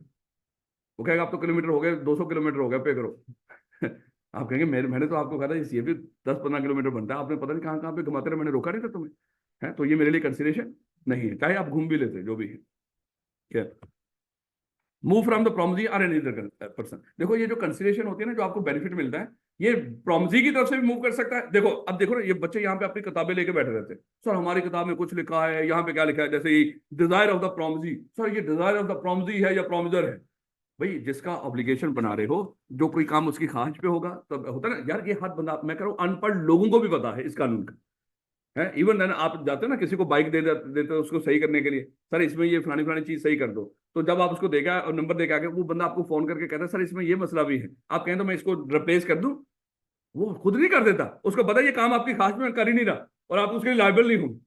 बात समझ आ रही है कि नहीं? लोग क्या करते हैं, आपसे पूछते हैं कि सर ये काम कर दें, आप गोश्त लेने जाते हो दुकान के ऊपर, वो क्या करते हैं, वो एक पीस उतार के फेंक दें उसके अंदर, है वो आप लेने गए थे पाइया, उसने वो 2 किलो कर दिया, कहता 2 किलो कर दूं, है वो पूछता है आपसे, ये थोड़ी है कि 2 किलो उसने रखा पीस पूरे का पूरा आपको दे दिया, वो कहां से बाहर हो गया भैया वो तो। बात समझ आ रही है कि नहीं? बेटा कहता है कि कंसिडरेशन में मूव फ्रॉम प्रॉमजी आ रहे, अब प्रॉमजी कौन है, जिसका राइट है, जिसका राइट है। देखो जिसको राइट मिला उसका ऑब्लिगेशन भी तो होगा ना, उसने पे भी तो करना है। अगर आपको कोई बेनिफिट मिला हो, क्या आप उसके बदले में पे नहीं करोगे? बिल्कुल पे करोगे। अब अगली बात आती है, जो जो प्रॉमजी है, जिसको राइट मिला है, जिसको कोई बेनिफिट मिला है, जो उसका ऑब्लिगेशन है, वो कौन परफॉर्म करेगा? वो खुद परफॉर्म कर दे, चाहे है चाहे कोई और उसके बिहाफ पे वो पे कर दे।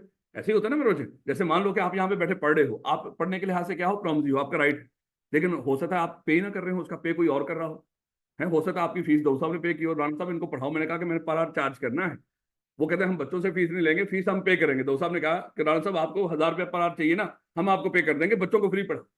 इसका मतलब आप जो पढ़ रहे हो, राइट आपको मिल रहा है ना, बेनिफिट आपको मिल रहा है, आप क्या पढ़ने के लिहाज से प्रॉमजी हो, लेकिन मुझे बताओ बदले में जो आपका ऑब्लिगेशन है वो कौन पे कर रहा है?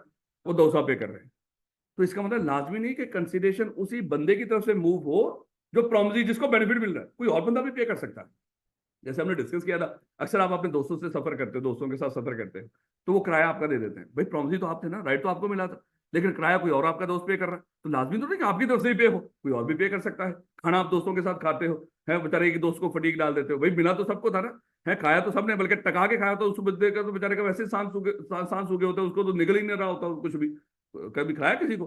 जब खाएंगे तो आपको पता चलेगा कितना मुश्किल होता है खिलाते हुए खाना, है यानी कि खिलाते हुए खाना इंतहाई मुश्किल होता है। उस वक्त बस यही दोस्तों की तरफ देख रहा था, ये देख रहा है, जब आप अपनी देख कैसे उठा उठा के खा रहा, और जब कोई कहता है ना और 2 रोटी और ले आ, उसकी तरह और साथ अगर वो कहते ना कोल्ड ड्रिंक ले आ या फलानी, फिर तो दिल करता है कि इसको बंदा ना है, लेकिन क्या करें, मजबूरी है, आप दोस्त है बेचारा, है क्या करें, उसको लेकर तो गए थे। तो कंसिडरेशन में move from promisee or any other person. अब देखो यहाँ पे याद करो, हमने एक कहानी बनाई थी, अगर आपको याद हो, एक मिस्टर ए है, ये कहीं चिप्स वाले के पास खड़ा हुआ चिप्स खा रहा था, याद है कि नहीं? है? तो इसने 50 रुपए के चिप्स मांगे, तो वहीं पे एक बच्चा आ गया था, एक बच्चा आ रहा था, वो इसकी तरफ देखे जा रहा था, तो इसने चिप्स वाले को कहा था चले भैया इसको भी ना 50 रुपए के चिप्स दे दो। अब देखो ये जो चिप्स मिलने के लिहाज से बच्चा क्या है, प्रॉमजी है, उसका राइट है कि नहीं है? तो लेकिन मेरे बच्चे इसका जो राइट है तो ऑब्लिगेशन भी होगा, वो लेना वाले बच्चे का ऑब्लिगेशन नहीं होता, लेकिन मैं बता रहा हूँ आपको जस्ट, है तो राइट है तो ऑब्लिगेशन भी होगा, पक्की बात है। अब मेरे बच्चे वो ऑब्लिगेशन जो 50 रुपए इसने पे करने थे प्रॉमजी की तरफ से, वो किसने पे कर दिए? इस बंदे ने पे कर दिए, तो 50 की बजाय उसने 100 रुपया पे कर दिया, सो गए। चिप्स मिलने के लिहाज से बच्चा क्या था, प्रॉमजी था, राइट उसको मिला, लेकिन पे किसने कर दिया? याद करो, फिर हमने डिस्कस किया था, अगले दिन फिर वही बच्चा आ गया वहीं पे, और वो चिप्स खा रहा था। उस वक्त उसने चिप्स वाले को कहा नहीं इसको 50 के दे दो, उसने उसको इसको देखा और इसको देखा, दोनों की शक्लें मैच हुई, उसने दोबारा चिप्स दे दिए 50 के। अब बताओ वो पे करेगा? हाँ, फिर वो पिछला पॉइंट खराब कर दिया ना, at the desire of the promisor. जब पहले आपने चिप्स दिए थे वो मिस्टर ए के कहने पे दिए थे, आपने उसकी ख्वाहिश पे दिए थे, आप उससे 50 रुपए ले रहे थे। अब जब दोबारा अगले दिन आपने खुद ही चिप्स दे दी उसको, ये उसकी ख्वाहिश पे तो है ही नहीं, तो वो इसके लिए लायबल नहीं है। याद रखोगे इस बात को। और एक याद करो, एक हमने रियल केस डिस्कस किया था, अगर आपको याद हो, एक खातून थी ना मिस ए, उसकी एक बेटी थी मिस बी, और इस खातून की एक खाला थी मिस सी, और ये मिस बी क्या कहती थी अपनी माँ को कि अपनी प्रॉपर्टी मेरे नाम पे लगवा दो। तो माँ ने कहा था कि नहीं नहीं, मैं तो अपनी बहन को सपोर्ट कर रही हूँ, वो बेवा है, तो तू तो उसको करेगी नहीं, तो मैं तो ये तेरे नाम पे नहीं लगाऊंगी। तो उस वक्त इस बेटी ने अपनी माँ से वादा किया था कि मैं अपनी खाला को सपोर्ट करूंगी, उसको जो भी एनुइटी होगी वो पे करूंगी, आप मुझे प्रॉपर्टी मेरे नाम पे लगवा दो। तो माँ ने इस बेस पे कि ये बेटी अब इस अपनी खाला को सपोर्ट करेगी, तो मेरे बच्चे या एनुइटी पे करेगी, इस बेस पे उसने क्या कर दी थी, प्रॉपर्टी इस बेटी के नाम पे लगवा दी थी। मान लो कि माँ की उसकी डेथ होगी, उसके बाद कुछ अरसे के बाद किसी बंदे ने इसको बताया कि तू अपनी खाला को क्यों पैसे देती है।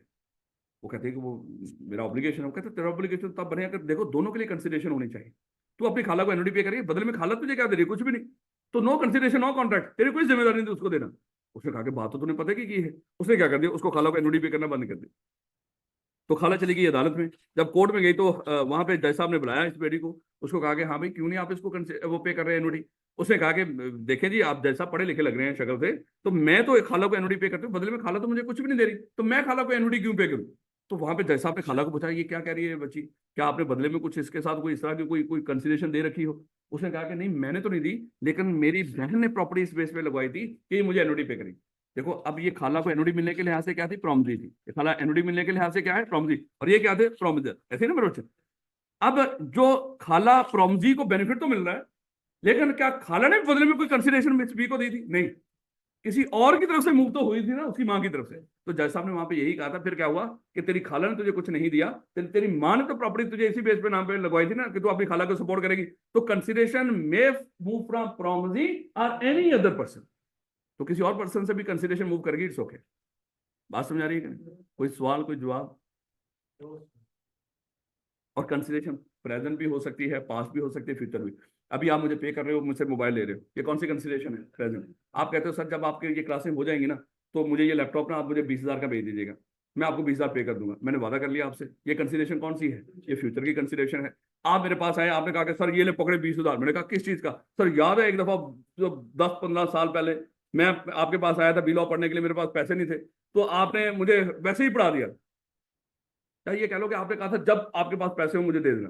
तो सर आज ये पकड़े 20,000 में, ये जो मुझे 20,000 मिल रहे हैं, क्या ये जब मैंने आज कोई उसको सब्सिडी दी है, नहीं वो पुरानी, ये तो मेरे लिए कौन सी कंसिडरेशन होगी, पास कंसिडरेशन होगी। याद रखोगे इस बात को। लेवड़ कहता कि something with the promisor is not already bound to. Promisor कौन होता है, प्लस जिसका ऑब्लिगेशन, लफ्ज पढ़ते ही आपके दिमाग में आना चाहिए, उस लिहाज से सोचना है। उसका हमें अपनी ताबीरें नहीं घटते रहना, मतलब आप लोग सोचना शुरू कर देते हैं ए प्रोमिजर ए कौन, भाई जिसका ऑब्लिगेशन है। Something with the promisor is not already bound to do. कहता है कि बात का तो कोई किसी का कोई काम करना ऑब्लिगेशन, यानी कि किसी का कोई ऑब्लिगेशन उसकी ड्यूटी होती, यानी कि वो बॉन्ड होता है, वो काम उसने करना है, उसका ऑब्लिगेशन हमने नहीं, बल्कि किसी और ने उसके सर पे वो ऑब्लिगेशन डाला हुआ, उसने वो करना ही करना है। तो जब कोई बंदा अपनी जिम्मेदारी ड्यूटी पूरी कर रहा हो, अपना ऑब्लिगेशन परफॉर्म कर रहा हो, और वो ऑब्लिगेशन किसी और ने उसके ऊपर इंपोज कर रखा हो, ये तूने करना है, और उससे चाहे हमें जितना मर्जी बेनिफिट मिल जाए, हमारे लिए वो कंसिडरेशन नहीं होता। अब देखो ना, आप शादी ब्याह पे जाते हो, वहां पे वेटर होते हैं जो खाना सर्व कर रहे होते हैं, तो मुझे बताओ क्या उनकी ड्यूटी लगाए रखी होती है कि जो यहाँ पे जो मांगे उसको पे आपने अवेलेबल करना है? वो आपको अवेलेबल कर रहे हो और आखिर पे आपसे पैसे मांग लें, क्या पे करने के लिए लायबल हो। कहेंगे, वो कहेगा मैंने आपकी खिदमत नहीं की, वो कहेगा तूने खिदमत मेरे कहने पे की है, तेरी ड्यूटी थी, है तुझे इसलिए रखा था उस बंदे ने, तो वो काम कर रहा था। जो काम करना किसी की ड्यूटी हो, वो आपके लिए कंसिडरेशन नहीं होता। जैसे हमने डिस्कस किया था कि अगर आपके खुदा ना खासा कोई कमी पेशी हो जाए, कोई आप थाने में एफआईआर करवाने जाए, तो मुझे बताएं एफआईआर काटने के वो पैसे मांग रहा हो, तो क्या आप उसको पे, अगर वादा कर भी लो, क्या आप उसको पे करने के लिए लायबल हो। आप कहेंगे सर ये काम करना आपकी ड्यूटी था, आप कौन सा मुझ पर एहसान कर रहे हो। अगर किसी हॉस्पिटल सरकारी हॉस्पिटल में चले जाते हो, कोई डॉक्टर आपका इलाज कर रहे हो, मुझे बताएं क्या उसकी ड्यूटी नहीं है काम करना। तो वो भाई प्रोमिजर ऑलरेडी उसका ऑब्लिगेशन है, वो आपका इलाज करे, क्या वो आपको लेदर से कोई सब्सिडी दे रहा है, नहीं। तो मेरे बच्चे, जो काम करना किसी की ड्यूटी हो, ऑब्लिगेशन हो, वो आपके लिए मजीद कंसिडरेशन नहीं बनता, आप उसके लिए पे करने के लिए लायबल नहीं होते। जैसे मैंने आपको यहाँ पे एग्जांपल दी थी कि मान लें कि यहाँ पे पूरा सब्जेक्ट पढ़ाना मेरी जिम्मेदारी, आपने 10,000 पे कर रखा है पूरे सब्जेक्ट के लिए, भी लॉ के लिए, उसमें 18 चैप्टर है। मैंने क्या किया, 15 चैप्टर पढ़ाए और 3 चैप्टर आपको रोक दिए। और जब आपने मैसेज किया सर वो पढ़ा दें 3 चैप्टर पेपर करीब आ रहे, मैंने कहा उसके लिए लेदर से पे करो। आपने कहा कि ठीक है सर, बिलो तो हमने आपसे ही पढ़ा, ठीक है सर हम आपको पे कर देंगे। मैंने वो 3 चैप्टर पढ़ा दिए, मैंने कहा कि फिर पैसे, आपने कहा कि कौन से पैसे थे, मैंने कहा कि वो जो आपने कहा था वो दे देंगे। आपने कहा कि सर ये पूरा सब्जेक्ट पढ़ाना आपकी ड्यूटी थी कि नहीं है, तो भाई आपने पूरा सब्जेक्ट पढ़ाना था तो आपकी ड्यूटी थी, तो आपने ड्यूटी पूरी की है ना। हमारे ऊपर कौन सा एहसान किया है जो हम आपको पे करें? तो जो काम करना किसी का ऑब्लिगेशन हो वो कभी भी आपके लिए ड्यूटी। अब देखो ना, पीएसएल के मैचेस शुरू होंगे, अब यहाँ से एक शटल चलेगी ये पंजाब यूनिवर्सिटी से, जो आपको बैठाएगी और जाके वहां तक लेके जाएगी स्टेडियम तक। वो गवर्नमेंट ने ड्यूटी लगा रखी है उस शटल की। अगर आप उसमें सफर करके जाते भी वहां तक, क्या उसको पे करोगे? वो ऑब्लिगेशन तो है उनका आपको वहां तक पहुंचाना, लेकिन वो ऑब्लिगेशन मेरे बच्चे, वो जो ऑब्लिगेशन जो ड्यूटी है उसकी, क्या आपके कहने पे है या उसकी ऑलरेडी वैसी ड्यूटी है? जो काम करना किसी की ड्यूटी, वो आपके लिए कभी भी चाहे जितना मर्जी बड़ा बेनिफिट मिल जाए। अब देखो ना, सेहत कार्ड दे रखा था इमरान खान ने, अब जाते थे किसी भी हॉस्पिटल में 10 लाख तक का इलाज करवा लेते थे। तो बेटा वो जब इलाज करते थे तो क्या आप पर एहसान कर रहे थे? नहीं। तो भैया उनको चाहे कोई और पे कर रहा हो या उनकी ड्यूटी वैसे भी उनको कंसिडरेशन, वैसे अगर थोड़ा सा और सोचे ना, उनको भी कंसिडरेशन मिलती है, लेकिन कहीं और से। कंसिडरेशन में मूव फ्रॉम प्रॉमिसी और एनी अदर पर्सन, तो गवर्नमेंट उनको पे करती है या जिसने उनकी ड्यूटी लगा रखी है। आप शादी में वहां पे जाते हैं ना, वहां पे एक बंदा पान वाला भी अक्सर खड़ा होता है, जब थोड़ी सी बड़े लोगों की शादी में चले जाओ, हैं आप सारा दिन वहां पे बैठ के पान ही खाते रहते हैं। गरीबों का मौका मिल गया है, अब वो पान खाए जा रहे हैं। तो भाई वो जो पान बना के आपको दिया जा रहा है, वो क्या है? उसकी ड्यूटी है। ऐसे ना मेरे बच्चे, जब वो गोलगप्पे वाला भी होता है, वो गोलगप्पे बेचारे बनवा के खाए जाते हैं, भैया और भी अच्छी चीजें आएंगी, वो पहले आपको थोड़ा थोड़ा सा ना डिस्ट्रैक्ट कर रहे होते हैं, ऐसी चीजें खिला खिला के, और आप खाए जाते हैं। उसके बाद जब आता है उस वक्त तक आप वैसे ही असीर हो चुके होते हैं, उस वक्त पछतावे के अलावा कुछ भी नहीं होता। तो सब्र कर लिया करो थोड़ा सा, है होल्ड रखा करो आखिर तक, अहम चीजें होती है आखिर। तो बेटा कंसिडरेशन मस्ट बी रियल। ये मेरे बच्चे ये उसी तरह का टॉपिक है जो पीछे हम पढ़ गए थे कि offer must be certain and definite. ये उसी तरह का मामला है। ये ऑफर सर्टन और डेफिनेट से भी आंसर कर सकते हो और यहां से भी। और या आगे और हम एक चीज डिस्कस करेंगे कि इम्पॉसिबल के लिए, अगर कोई काम आप इम्पॉसिबल करने के लिए आपस में एग्रीमेंट कर लेते हो, ये उसमें भी कवर हो। ये 3 जगहों में कवर होगा, अनसर्टन और यानी कि अनसर्टन या जो डेफिनेट ना हो ऑफर के टाइम पर ही, या आगे कोई इम्पॉसिबल काम करने के लिए कोई एग्रीमेंट कर रहे हो, एक्सप्रेसली डिक्लेयर्ड वॉइड एग्रीमेंट होता है जो अभी हम डिस्कस करेंगे। या यहाँ पे कंसिडरेशन मस्ट बी रियल। देखो मेरे बच्चे, मिस्टर ए ने, चलो मिस ए मिस्टर बी को कहती है कि आप इस लड़के को जिंदा कर दो, मैं आपको 1 लाख रुपया दे दूंगी। अब मेरे बच्चे, क्या ये रियल है कंसिडरेशन? नहीं।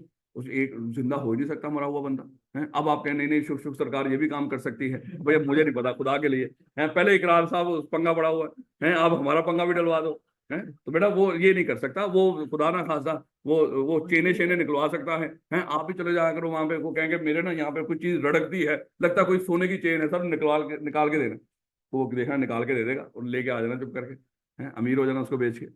ऐसे ही सर आप मजाक उड़ा रहे हो सर, सर आपके पाँव सूख जाएंगे सर, हैं आपके हाथ पाँव सूख जाएंगे सर, आप एक वली अल्लाह के, वो मजाक में मजाक नहीं उड़ा रहा, अल्लाह माफ करे। मैं कह रहा हूँ इस तरह दया कम ही नहीं होता मेरे बच्चे, इस तरह होता नहीं। उसने साफ, ये है ही मेरे बच्चे कर्तव्य, जस्ट एक, ये याद रखना मादरत के साथ, आपको बुरा लगेगा, ये जस्ट एक कर्तव्य है। बस वो डिपेंड कर रहा था, आपको ये ना कहना कि सर आप अपना पढ़ाने पर फोकस करो, आप हम उनके मुरीद हैं, लेकिन मैं वैसे आपको समझा रहा हूँ।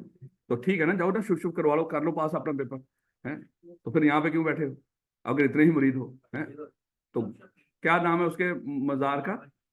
है बिलावड़ा शरीफ। तो जाओ वहां पे शुभ शुभ करवाओ, रौला ही मुक्का है, आपके घर वालों की फीस, आपके हॉस्टल की फीस, सब कुछ बच जाएगा। मुझे नहीं, नहीं नहीं सर वो पढ़ना भी पड़ता है। तो बेटा, तो अब ये देखो, आपको लग रहा होगा अच्छा मिस्टर ए ने मिस्टर बी को कहा देख तू कोई ऐसा जादू करके मेरे बाल आ जाए, मैं आपको 1 लाख रुपया पे करूंगा। क्या इज इट पॉसिबल? जादू से नहीं आएगा, हाँ उसको वो ट्रांसप्लांट कराना पड़ेगा। खैर यहाँ पे ये नहीं है। वो मिस्टर ए ने मिस्टर बी को कहा कि भाई आप मेरे साथ ये जॉब करो, मैं आपको इतना पे करूंगा कि आप खुश रहें। मेरे बच्चे ये भी क्या है, ये रियल नहीं है। जैसे हमने डिस्कस किया था, जो मुनासिब हुआ दे देना, ये रियल नहीं है। अब मेरा ख्याल है कि शायद मेरे पुराने बच्चे भी भूल ना गए हो एक बात को। आपने रक्शे वाले को कहा था कि मुझे सीएफई तक छोड़ा, तो कितना कराया? उसने कहा था जो मुनासिब। आपने कहा कि नहीं नहीं बताओ। हाँ अब तू चुप रहना जरा थोड़ा सा, है तो फिर वहां पे डिसाइड हुआ था कि चले ऐसा कर लेते हैं कि आप उतना पे कर देना जितना वहां पे सीएफई में जो बाहर अंकल खड़े होते हैं ना, जितना वो कह देंगे उतना पे कर देना। क्या ये सर्टेन और डेफिनेट है? यस तो सर, यानी कि आप कितना पे करोगे रिक्शे वाले को, जितना यहाँ पे अंकल कहेंगे। तो मुझे बताओ ये सर्टेन और डेफिनेट है? यस सर, सारे एग्री हैं इस बात पे, यस या नो? यस सर, लॉ इसको सर्टेन ही मानता है। लॉ कहता है कि पक्की बात है, वो अंकल कुछ ना कुछ तो बता ही देंगे, और जो बता देंगे फिर दोनों ने उसको फॉलो करना है। इसलिए लॉ देखो, आई कैप का सवाल था, इसलिए ध्यान रखिएगा इस चीज को कि अगर आप इस तरह, ये कंटीजेंट होता है, समझ लो कि कंटीजेंट बना दिया आपने, जितना वो कहेगा उतना पे कर दूंगा, इट्स ओके, वो कुछ ना कुछ तो कह ही देगा ना, जितना फिर कह देगा फिर दोनों ने मानना है। अगर ना माना तो फिर उसके खिलाफ कार्रवाई करना, कानूनी कार्रवाई करना। बेटा इंतहाई है, सुपर डुपर इंपॉर्टेंट, बल्कि उससे भी ऊपर इंपॉर्टेंट। और वो क्या है? Agreements without consideration. भाई देखो, अभी तक तो हमने पढ़ रहे थे कि सर जब दो पार्टीज आपस में कॉन्ट्रैक्ट कर रही हो, दोनों को कुछ ना कुछ मिलना चाहिए। कोई ऐसा, मैंने आपको बार बार बोला था, कोई ऐसा कॉन्ट्रैक्ट हो ही नहीं सकता जिसमें आपको बेनिफिट तो मिले लेकिन आपका कोई ऑब्लिगेशन ना हो, या आपका ऑब्लिगेशन तो हो, आपको कोई बेनिफिट ना मिले, हो ही नहीं सकता। बेटा हर कॉन्ट्रैक्ट में आपका एक राइट भी होगा, ऑब्लिगेशन, यानी कि दोनों पार्टीज को कुछ ना कुछ मिलेगा। अब जब दोनों को कुछ ना कुछ मिलेगा, इसका मतलब दोनों पार्टी का ऑब्लिगेशन भी तो होगा ना। अब इसको कुछ मिलेगा, वो इसका ऑब्लिगेशन होगा, इसको कुछ मिलेगा, वो इसका ऑब्लिगेशन होगा। तो बगैर कंसिडरेशन के मेरे बच्चे कोई कॉन्ट्रैक्ट नहीं होता, लेकिन इसके एक्सेप्शन। अब exception, agreement without consideration are void, इसके एक्सेप्शन बताओ, ऐसे भी पूछ सकता है। या मैं हमेशा बच्चों को बता रहा हूं, तो हमारे दौर में एक्सेप्शन टू जनरल रूल, वो पहले लाइन लिखता था, एक्सेप्शन बताओ to general rule, no consideration no contract, इसके एक्सेप्शन बताओ। तो जैसे मर्जी पूछ ले। तो मेरे बच्चे ये 4-5 एक्सेप्शन इंतहाई इंपॉर्टेंट है। और ये लाल हो सकता है, अब फिर बच्चे वही पूछते हैं, सर यहाँ पे स्ट्रेट फॉरवर्ड आएगा या वैसे ही नॉलेज बेस, तो मेरे बच्चे इसको लिखवा भी सकता है वो। अच्छा बता दें कोई 3 या 2 जो इसकी एक्सेप्शंस हैं नो कंसिडरेशन नो कॉन्ट्रैक्ट की, उसको एक्सप्लेन कर दो। तो फिर आप उसको एक्सप्लेन कर दोगे, डिस्क्राइब कर दोगे उसको। या हो सकता है वैसे लिस्ट मांग ले कि नो कंसिडरेशन नो कॉन्ट्रैक्ट में जो जो कॉन्ट्रैक्ट आते हैं उसकी लिस्ट दे दो, तो आप लिस्ट दे दोगे। या हो सकता है मोस्टली वो क्या करता है, एक सिनेरियो के ऊपर, किसी एक उसके ऊपर सिनेरियो बना देता है। अब सबसे पहले देखिएगा नेचुरल लव एंड अफेक्शन, जहां पे आपस में करीबी रिश्ता हो, करीबी रिश्ता हो, तो वहां पे हो सकता है कि कंसिडरेशन की एक पार्टी को तो कुछ मिल रहा हो, दूसरी को कुछ भी ना मिल रहा हो, उसके बावजूद कॉन्ट्रैक्ट क्या हो, वैलिड हो। अब ये क्या हो सकता है, जैसे जैसे एग्जांपल, चले हम रियल एग्जांपल लेते हैं थोड़ी सी। एक मिस्टर ए यहाँ पे लाहौर पढ़ने आया, मेरे बच्चे लाहौर पढ़ने आ रहा था सीए करने के लिए। इसने अपने भाई को कहा, मिस्टर बी को, कि भाई देखो लाहौर में वहां पे खर्चा होगा, क्या कहते हो मैं चला जाऊं पढ़ने के लिए? तो भाई ने कहा कि तू बेफिक्र होके जा, तो मैं तेरा खर्चा खुद अफोर्ड कर लूंगा। अब भाई ने क्या कर लिया, उससे वादा कर लिया। अब ये बच्चा पढ़ने के लिए आ गया, कुछ दिनों तक तो उसने खर्चा भेजा, कुछ महीनों तक, उसके बाद खर्चा पे करना बंद कर दिया। क्या मिस्टर ए अपने भाई पे केस कर सकता है? क्या मिस्टर ए अपने भाई पे केस कर सकता है ये पैसे लेने के लिए, खर्चा लेने के लिए? डिपेंड करेगा। और उसके लिए क्या करनी पड़नी थी, रिक्वायरमेंट पूरी करनी पड़नी थी। अब रिक्वायरमेंट्स क्या थी भाई, अगर आपने भाई ने इस तरह का वादा किया होता, उससे लिखवा लेते। और जहां पे किसी नोटरी पब्लिक पे इधर उधर स्टैंप लगवा के कहीं पर रजिस्टर्ड कराने की जरूरत हुई तो रजिस्टर्ड करवा लेते। तो देखो आपस में भाई हैं, नेचुरल लव एंड अफेक्शन तो है, लेकिन इसको वैलिड बनाने के लिए मजीद एक और काम करना पड़ता है, इसको लिखवाना जरूरी है। और याद रखना, अगर वो लिखवा लेता ना अपने भाई से, और जहां पे इसकी रजिस्ट्रेशन की जरूरत थी रजिस्टर करवा लेता, तो ये अपने भाई से पैसे रिकवर कर सकता था खर्चे के। लेकिन उसने ये काम तो किया नहीं। दो चीजों का होना जरूरी है, आपस में करीबी रिश्ता भी हो, नेचुरल लव एंड अफेक्शन, उसको आपने इन राइटिंग करके रजिस्टर्ड भी करवाया। अगर नेचुरल लव एंड अफेक्शन हो, उसको इन रिटर्न नहीं करवाया, तो वो भी वैलिड नहीं। अगर रिटर्न करवा लिया नेचुरल लव एंड अफेक्शन, जैसे आई आपने सवाल किया था कि मियां बीवी में लड़ाई हुई, हस्बैंड ने कहा कि जा दफा हो जाए यहां से, वो बिल्डिंग तेरी होगी। तो उसके बाद कुछ दिनों के बाद कहा ये बिल्डिंग वापस कर, क्या वो खातून बिल्डिंग वापस करेगी? है? हाँ, उसने लिखवा भी लिया था आपस में, लिख कर दिया। लॉ कहता है उसके बावजूद वैलिड नहीं, क्योंकि नेचुरल लव एंड अफेक्शन नहीं था, वो तो लड़ाई हुई थी उस वक्त। है प्यार मोहब्बत वाला मामला ये थोड़ी है कि एक बंदा गुस्से में कह रहा हो दफा हो जाए यहाँ से, बिल्डिंग ले ले जाके वो वाली, तुम शक्ल ना दिखाई आइंदा मुझे। है ये प्यार मोहब्बत था? है तो natural love and affection missing था। दोनों चीजों का होना जरूरी है आपस में। एक भाई दूसरे भाई को कह रहा हो तू मुझे वैसे, तू दफा हो जाए यहाँ से, लाहौर जाके पढ़, मैं तेरा खर्चा देता रहूंगा। लिख कर कह दिया उसने। क्या आप उससे रिकवर कर सकते हो? बाद में इनकार कर दे? नहीं, क्यों बोला? नेचुरल लव एंड अफेक्शन नहीं था भाई, लड़ाई हुई थी उस वक्त, है भाई ने तुझे दफा किया यहाँ पे लाहौर। याद रखोगे इस बात को। तो नेचुरल लव एंड अफेक्शन हो, और साथ क्या होना चाहिए, रिटर्न भी होना चाहिए, और रजिस्टर्ड अंडर द लॉ, जहां पे रजिस्टर्ड कराने की जरूरत है उसको रजिस्टर्ड भी करो। याद रखोगे। अच्छा किसी अजनबी को कोई चीज दे दो, तो फिर वो आगे नेचुरल लव, अजनबी ना नेचुरल लव कितों आ गया, वो आगे वो कंप्लीटर गिफ्ट में जाके देखेंगे उसको, कहां पे जाके देखेंगे, कंप्लीट। अच्छा आपने कहा तो हो सकता है किसी अजनबी से नेचुरल लव एंड अफेक्शन हो जाए। अच्छा चले, नहीं हो भी सकता है नेचुरल लव एंड अफेक्शन, भाई मियाँ बीवी बन गए हैं, अब नेचुरल लव एंड अफेक्शन आ गया ऐसे ही। नहीं बेटा, promise to compensate past voluntary subsidy. देखो बेटा, कोई काम करना किसी की ड्यूटी हो, वो आपके लिए कंसिडरेशन नहीं हो, ऐसे ही ना मेरे बच्चे।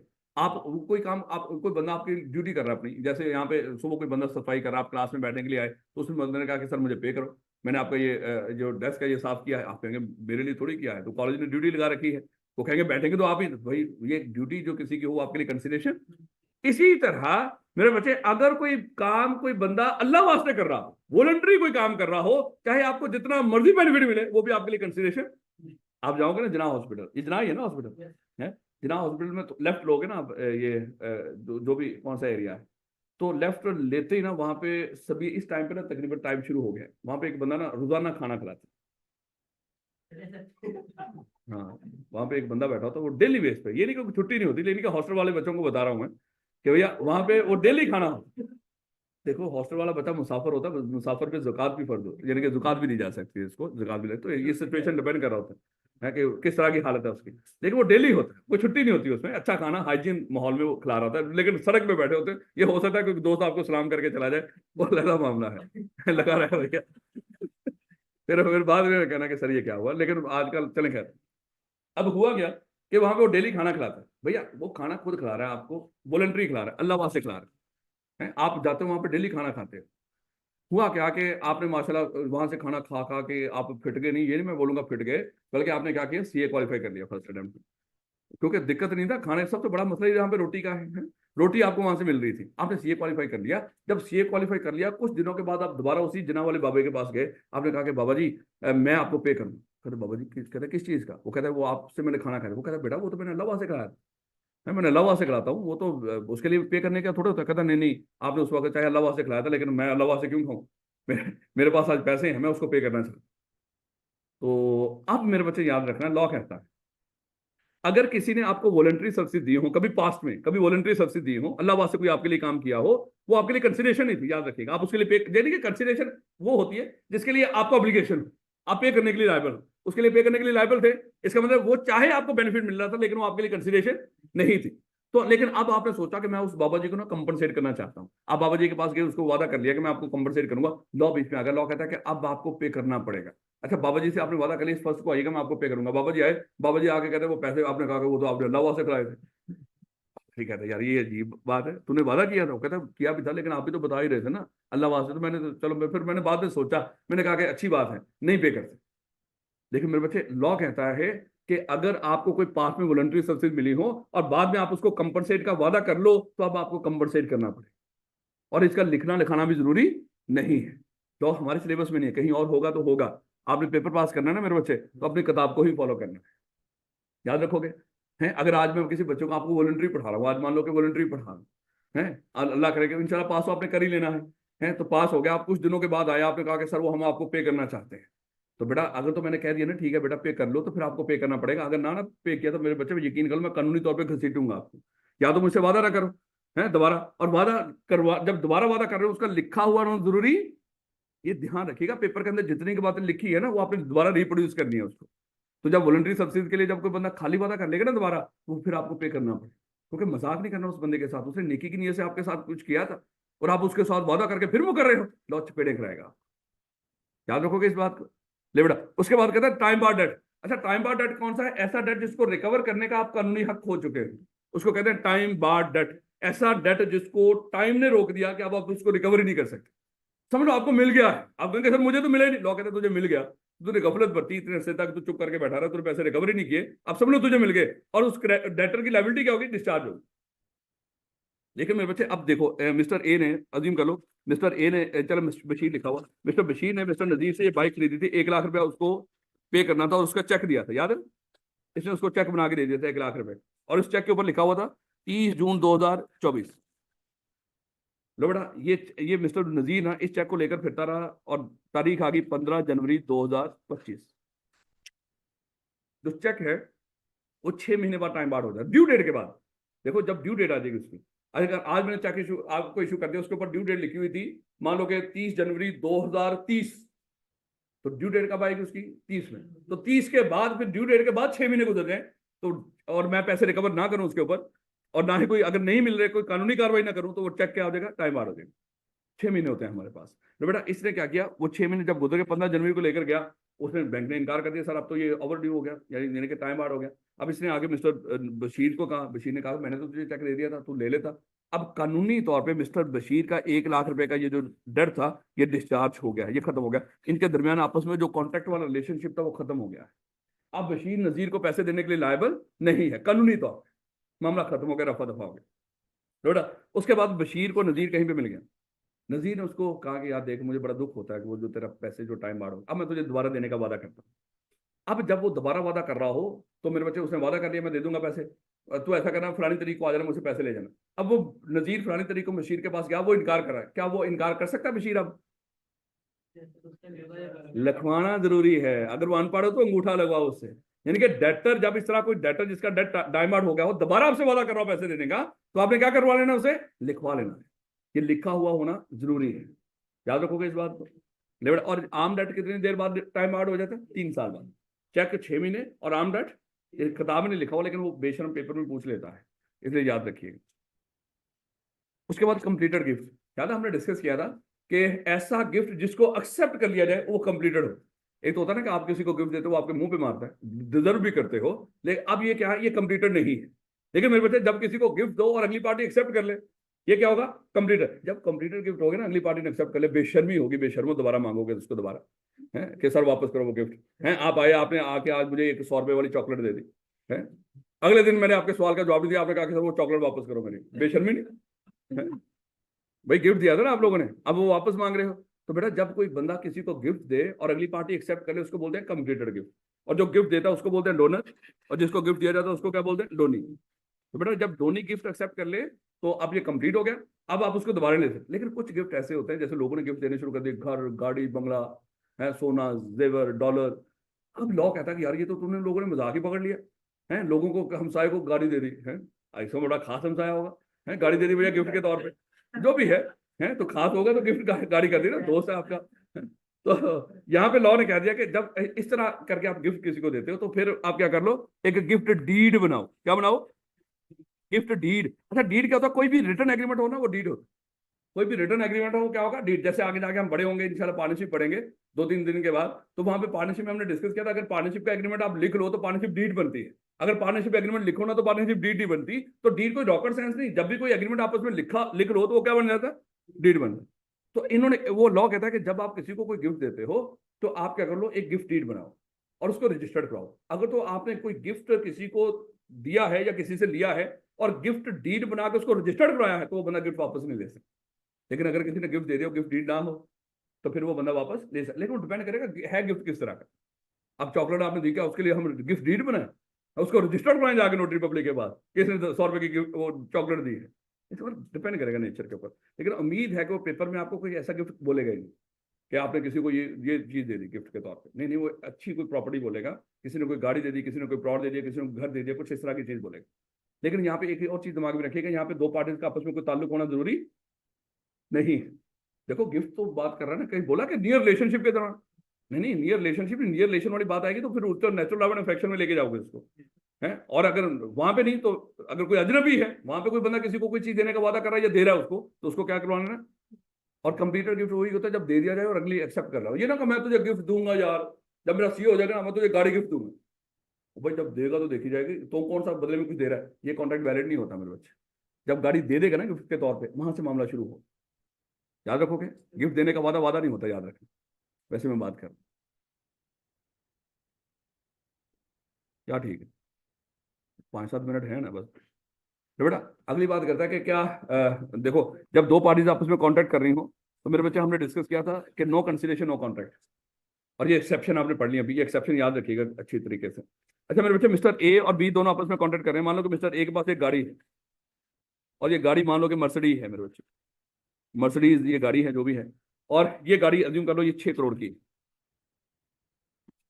6 करोड़ की।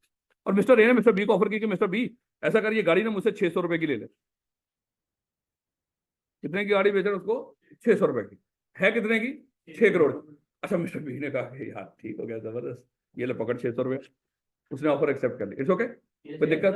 अच्छा, उसके बाद ना मिस्टर ए ने कुछ दिनों के बाद कहा कि यार वो गाड़ी मुझे वापस दे। कहता क्यों? कहता यार 6 करोड़ की गाड़ी में पागल हूँ, तुझे 600 रुपए में दे दूँ। कहता यार तू पागल है या नहीं मुझे नहीं पता, तो तूने गाड़ी दी है ना। कहता मैं जो भी है, मैं गाड़ी मुझे वापस दे। 600 रुपए में कौन सी गाड़ी होती है? अब मामला जाएगा कोर्ट। अब कोर्ट कहेगा कि देखो, मेरे नजदीक कंसिडरेशन का होना जरूरी है, कंसिडरेशन का मुनासिब होना जरूरी। तो भैया आप उसको 6 करोड़ की गाड़ी दी और उसने बदले में 600 रुपया दिया आपको, इससे कोई फर्क नहीं पड़ता भाई, 600 रुपया तो जो मिला ना, तेरे लिए भी कंसिडरेशन है, तो मामला रफा दफा। कहता है हाँ, एक चीज देखेंगे, क्या जब ये मिस्टर ए 6 करोड़ की गाड़ी 600 रुपए में दे रहा था, क्या यहाँ पे इसकी एक चीज देखेंगे, कॉन्सेंट फ्री है कि नहीं। अगर कॉन्सेंट फ्री है, और कॉन्सेंट फ्री ही होती है अगर बीच में 5 चीजें ना है, यानी कि इस मिस्टर ए के साथ फ्रॉड ना हुआ हो, मिस रिप्रेजेंटेशन ना हुई हो, कॉर्जन ना हुआ हो, अंडर इन्फ्लुएंस ना हुआ हो, या मिस्टेक ना हुई हो आपस में। अगर ये 5 चीजें नहीं हुई तो ये कॉन्ट्रैक्ट बिल्कुल वैलिड है। यानी कि ये भी पेपर में ध्यान रखिएगा कि जब कोई बंदा किसी को कोई चीज देता है तो वहां पे कुछ ना कुछ दोनों को मिलना चाहिए। अगर नहीं मिल रहा, या तो फिर पीछे जाके देखो ना, नो कंसिडरेशन नो कॉन्ट्रैक्ट में, या तो वो नेचुरल लव एंड अफेक्शन वाला मामला हो, लिखवा लुकूल हो, या कोई गिफ्ट वाला मामला हो, वो तो समझ आता है। उसके बाद जब भी कोई खरीदो फरोख्त हो रही हो, दोनों को कुछ ना कुछ पे करना। इसलिए मैं आपको बताया था कि इसलिए अक्सर लोग कॉन्ट्रैक्ट करते हैं, जब किसी से कोई पैसे चार्ज करने की नीयत ना हो, हम वो चीज 1 रुपए की उसको भेज देते हैं, ताकि कंसिडरेशन हो उसको लीगल बनाने के लिए। बिल्कुल फ्री में नहीं होता। जैसे मैंने आपको वो बताया था कि पाकिस्तान में वो स्टील वो बेच रहा था पीआई है, तो उन्होंने कहा था स्टील मिल 7 रुपए की। तो वही 1 रुपए से क्या पाकिस्तान के कर्जे उतर जाने थे? बस मकसद मसला क्या है, वो जो स्टील मिल जिसको दे रहे होंगे कम से कम उससे 1 रुपया ले लेंगे, कंसिडरेशन दोनों को मिल जाएगी। उसको स्टील मिल मिल जाएगी और गवर्नमेंट को 1 रुपया मिल जाएगी। याद रखो। अब आप कहेंगे सर मैं 2 रुपये दे दूंगा सर, स्टील मिल मुझे दिलवा दे। उसके 100 स्यापे हैं उस स्टील मिल के, आपको पता ही नहीं। लो बेटा, अज्यूम कर लो लॉफुल ऑब्जेक्ट और देखो हमने पहुंचना तो यहां तक था ना कि ऑब्जेक्ट और कंसिडरेशन क्या होने चाहिए, लॉफुल होने चाहिए। अब अज्यूम कर लो कि मेरे बच्चे आप पाकिस्तान ये कार खरीदना चाहते हो, मुझे बताओ पाकिस्तान में कार खरीदना बेचना मना है? अलाउ है ना? आपने किसी को कहा कि मुझे ही कहा कि सर कार भेज दो, मैंने कहा कि ठीक हो गया, तो बदले में क्या दोगे? आपने कहा कि सर 2 किलो चर्च पड़ी हुई है मेरे पास, वो ले लेंगे। देखो बेटा, ऑब्जेक्ट क्या है, मकसद क्या है, गाड़ी खरीदना, वो लीगल है, वैलिड है। लेकिन बदले में क्या दे रहे हो? 2 किलो चर्च, क्या ये वैलिड होगा? नहीं। अच्छा, अज्यूम कर लो आप किसी को कहते हो ये लो 2 मिलियन किसी को देते हो, 20 लाख रुपए दे रहे हो, क्या ये पाकिस्तान में इलीगल है किसी को 2 मिलियन देना? नहीं। लेकिन आप उसको कहते हो ये 2 मिलियन पकड़ और जाके वो फलाने बंदे को कत्ल कर। ऑब्जेक्ट क्या है? किसी को कत्ल करना, कंसिडरेशन 2 मिलियन दे रहे हो, क्या ये वैलिड हो जाएगा? हाँ, अगर ये हो कि आप किसी को क्या कर रहे हो, आप किसी को कार खरीद रहे हो और उसके लिए 2 मिलियन पे कर रहे, फिर तो सही हो गया भाई, कोई दिक्कत नहीं। इसलिए मेरे बच्चे देखना कि ये जो एग्रीमेंट है इस तरह के या तो वॉइड एग्रीमेंट बन जाएंगे या इलीगल बन जाएंगे। ऑब्जेक्ट और कंसिडरेशन लॉफुल होनी चाहिए, अगर अनलॉफुल हुई तो क्या बन जाएंगे? इलीगल एग्रीमेंट हो जाएंगे। और देखिएगा, अब लॉ कहता है कि ऑब्जेक्ट और कंसिडरेशन हमेशा लॉफुल ही होते हैं अगर बीच में ये 5 चीजें आ जाए। ये 5 चीजें आपके ऑब्जेक्ट और कंसिडरेशन को लॉफुल नहीं रहने देती। याद रखोगे इस बात को। और वो 5 चीजें कौन कौन सी हैं? अगर वो ऑब्जेक्ट और कंसिडरेशन क्या हो, फॉरबिडन बाय लॉ हो। इसको जल्दी जल्दी से जाके हम आगे जाके डिस्कस करते हैं। सबसे पहले अगर ऑब्जेक्ट और कंसिडरेशन हो, क्या हो? फॉरबिडन बाय लॉ, यानी कि कानून ने मना कर रखा है। भाई कानून ने कितने काम आपको मना कर रखे हैं?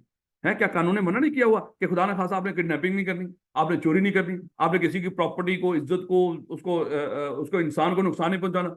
जो कानून ने जो चीज मना कर रखी हो, आप उस चीज के लिए, वो जो चीज बना है, आप देखो कानून ने मना कर रखा है ना, किसी को चर्च नहीं बेचनी है, आप चर्च का कारोबार शुरू कर दो, ये तो गलत है ना।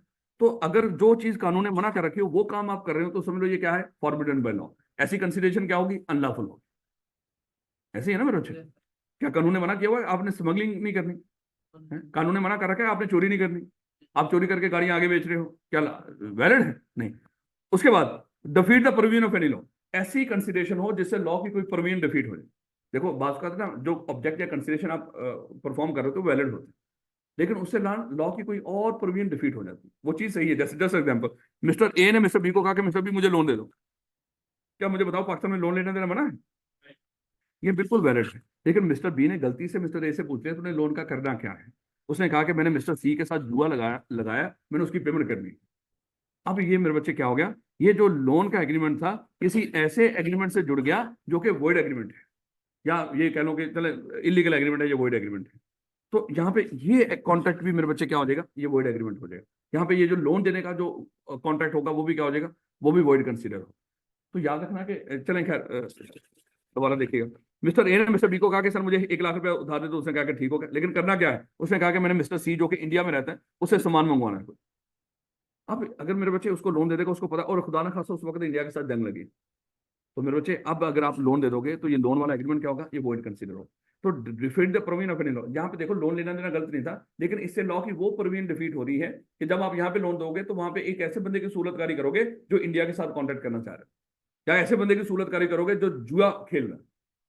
तो ऐसी कंसिडरेशन भी क्या होगी? ये वॉइड कंसीडर होगी। या जैसे हमने आप वैसे एग्जांपल ली थी, या वैसे तो ये भी है लेकिन ये टाइम लग जाएगा, वैसे हमने एक एग्जांपल ली थी कि वो गवर्नमेंट ने क्या रखा था ना कि जब भी आप कहीं से खाना खाओ या कहीं पे पेट्रोल डलवाओ तो पक्की रसीद बनवाओ, है। लेकिन वो कहते हैं होटल वाले या पेट्रोल पंप वाले हमसे 10% डिस्काउंट ले लो और पक्की रसीद ना बनवाओ। तो रसीद देखो, डिस्काउंट लेना देना गलत नहीं है, लेकिन अगर डिस्काउंट लेकर आप पक्की रसीद नहीं लेते, लॉ की वो प्रोविजन डिफीट हो जाती है जो कानून ने आप पे जिम्मेदारी डाली है कि आपने जब भी कोई इस तरह की ट्रांजैक्शन करनी है वहां पे पक्की रसीद बनवानी। इसी तरह हमने डिस्कस किया था कि मिस्टर ए इंसॉल्वेंट हो गया, लेकिन इसके घर की नीलामी हो रही है, अब ये चाहता है मेरा घर नीलाम ना हो। इसने मिस्टर बी को कहा कि मिस्टर बी ये घर को खरीद, मेरे लिए खरीद, मैं तो नहीं खरीद सकता, तू खरीद मेरे लिए। याद करो हमने डिस्कस किया था जो काम आप खुद कर सकते हो, खुद करने के बजाय किसी और से करवाने में कोई कोई और आपका एजेंट होता है। अब जब कोई एजेंट कोई ट्रांजैक्शन करता है, वो एक्चुअली पीछे कॉन्ट्रैक्ट किसके साथ होता है? प्रिंसिपल के साथ। तो लॉ ने तो इंसॉल्वेंट बंदे को इनकम्पिटेंट किया हुआ कि भाई तू कॉन्ट्रैक्ट नहीं कर सकता, डिस्क्वालीफाई है, तू कॉन्ट्रैक्ट नहीं कर सकता। उसके बावजूद बाजार देखा जाए ये अपने एजेंट के जरिए ये घर खरीद रहा है, जो कि उसको मना है। घर खरीदना मना नहीं वैसे, लेकिन इससे लॉ की वो प्रोविजन डिफीट हो रही है जहां पे इंसॉल्वेंट बंदे को मना किया गया कि वो इंसॉल्वेंसी के दरमियान कोई कॉन्ट्रैक्ट नहीं करेगा। आई मीन याद रखोगे थोड़ी सी बात है। वैसे तो लफ्ज लिखा हुआ, वैसे मतलब बता रहा हूँ उसका, defeat the provision of any law, जैसे लॉ की कोई और प्रोविजन डिफीट हो जाए। या फिर हमने डिस्कस किया था जहां पे मकसद ही फ्रॉडुलेंट हो, जहां पे ऑब्जेक्ट या कंसीडरेशन हो ही लोगों को धोखा देना। अक्सर होता है कि जैसे मैं आपसे फीस इकट्ठी कर लूं और मुझे लग रहा है कि मेरे पास ना, मैंने उम्रा करने जाना, मेरे पास पैसे कम है टिकट में, और मैं आप क्लास अनाउंस करके फीस इकट्ठी करके उम्रे पे चला जाऊं, है मकसद मेरा पढ़ाना था ही नहीं, एक्चुअली मैंने फ्रॉड किया आपके साथ, जानबूझ के आपसे फीस भी और निकल गया। तो बेटा ये भी क्या है, ये भी यानी कि कंसीडरेशन क्या होगी। और इसी तरह अगर किसी इंसान को उसकी इज्जत को या उसकी प्रॉपर्टी को नुकसान पहुंचाना हो, देखो आप किसी को पे करते हो, आपने आपने शाहजेब खानजादा को कहा ये ले इतने पैसे पकड़ो, इमरान खान के ने बाढ़ लगा दे, उसके घर की सारी बातें बाहर रख दे। तो भैया ये जो मकसद क्या है आपका, इमरान खान को बदनाम करना। ये भी जो ऑब्जेक्ट और कंसिडरेशन क्या कंसिडर होगा, अनलॉफुल कंसिडर होगा। किसी अखबार को कहा कि कोई आर्टिकल छाप दो, जो भी है, और अगर कोर्ट उसको क्या समझ रहा हो, अपोज टू पब्लिक पॉलिसी या इमोरल कंसिडर करता हो। अब देखो शादी करना हर बंदे का हक है, आप उससे रोक रहे हो, नौकरी करना, हर काम करना, कारोबार करना हर बंदे का हक है, आप उससे रोक रहे हो। तो इस तरह के ऑब्जेक्ट और कंसिडरेशन भी क्या समझे जाते हैं, अनलॉफुल है। या किसी को कोई रिश्वत दे रहे हो या कुछ इस तरह के, या किसी को कह रहे हो पैसे ले लो, उससे तलाक लेके मुझसे शादी कर लो, ये सारे क्या कंसिडर होते हैं, या तो इमोरल आते हैं या अपोज टू पब्लिक पॉलिसी।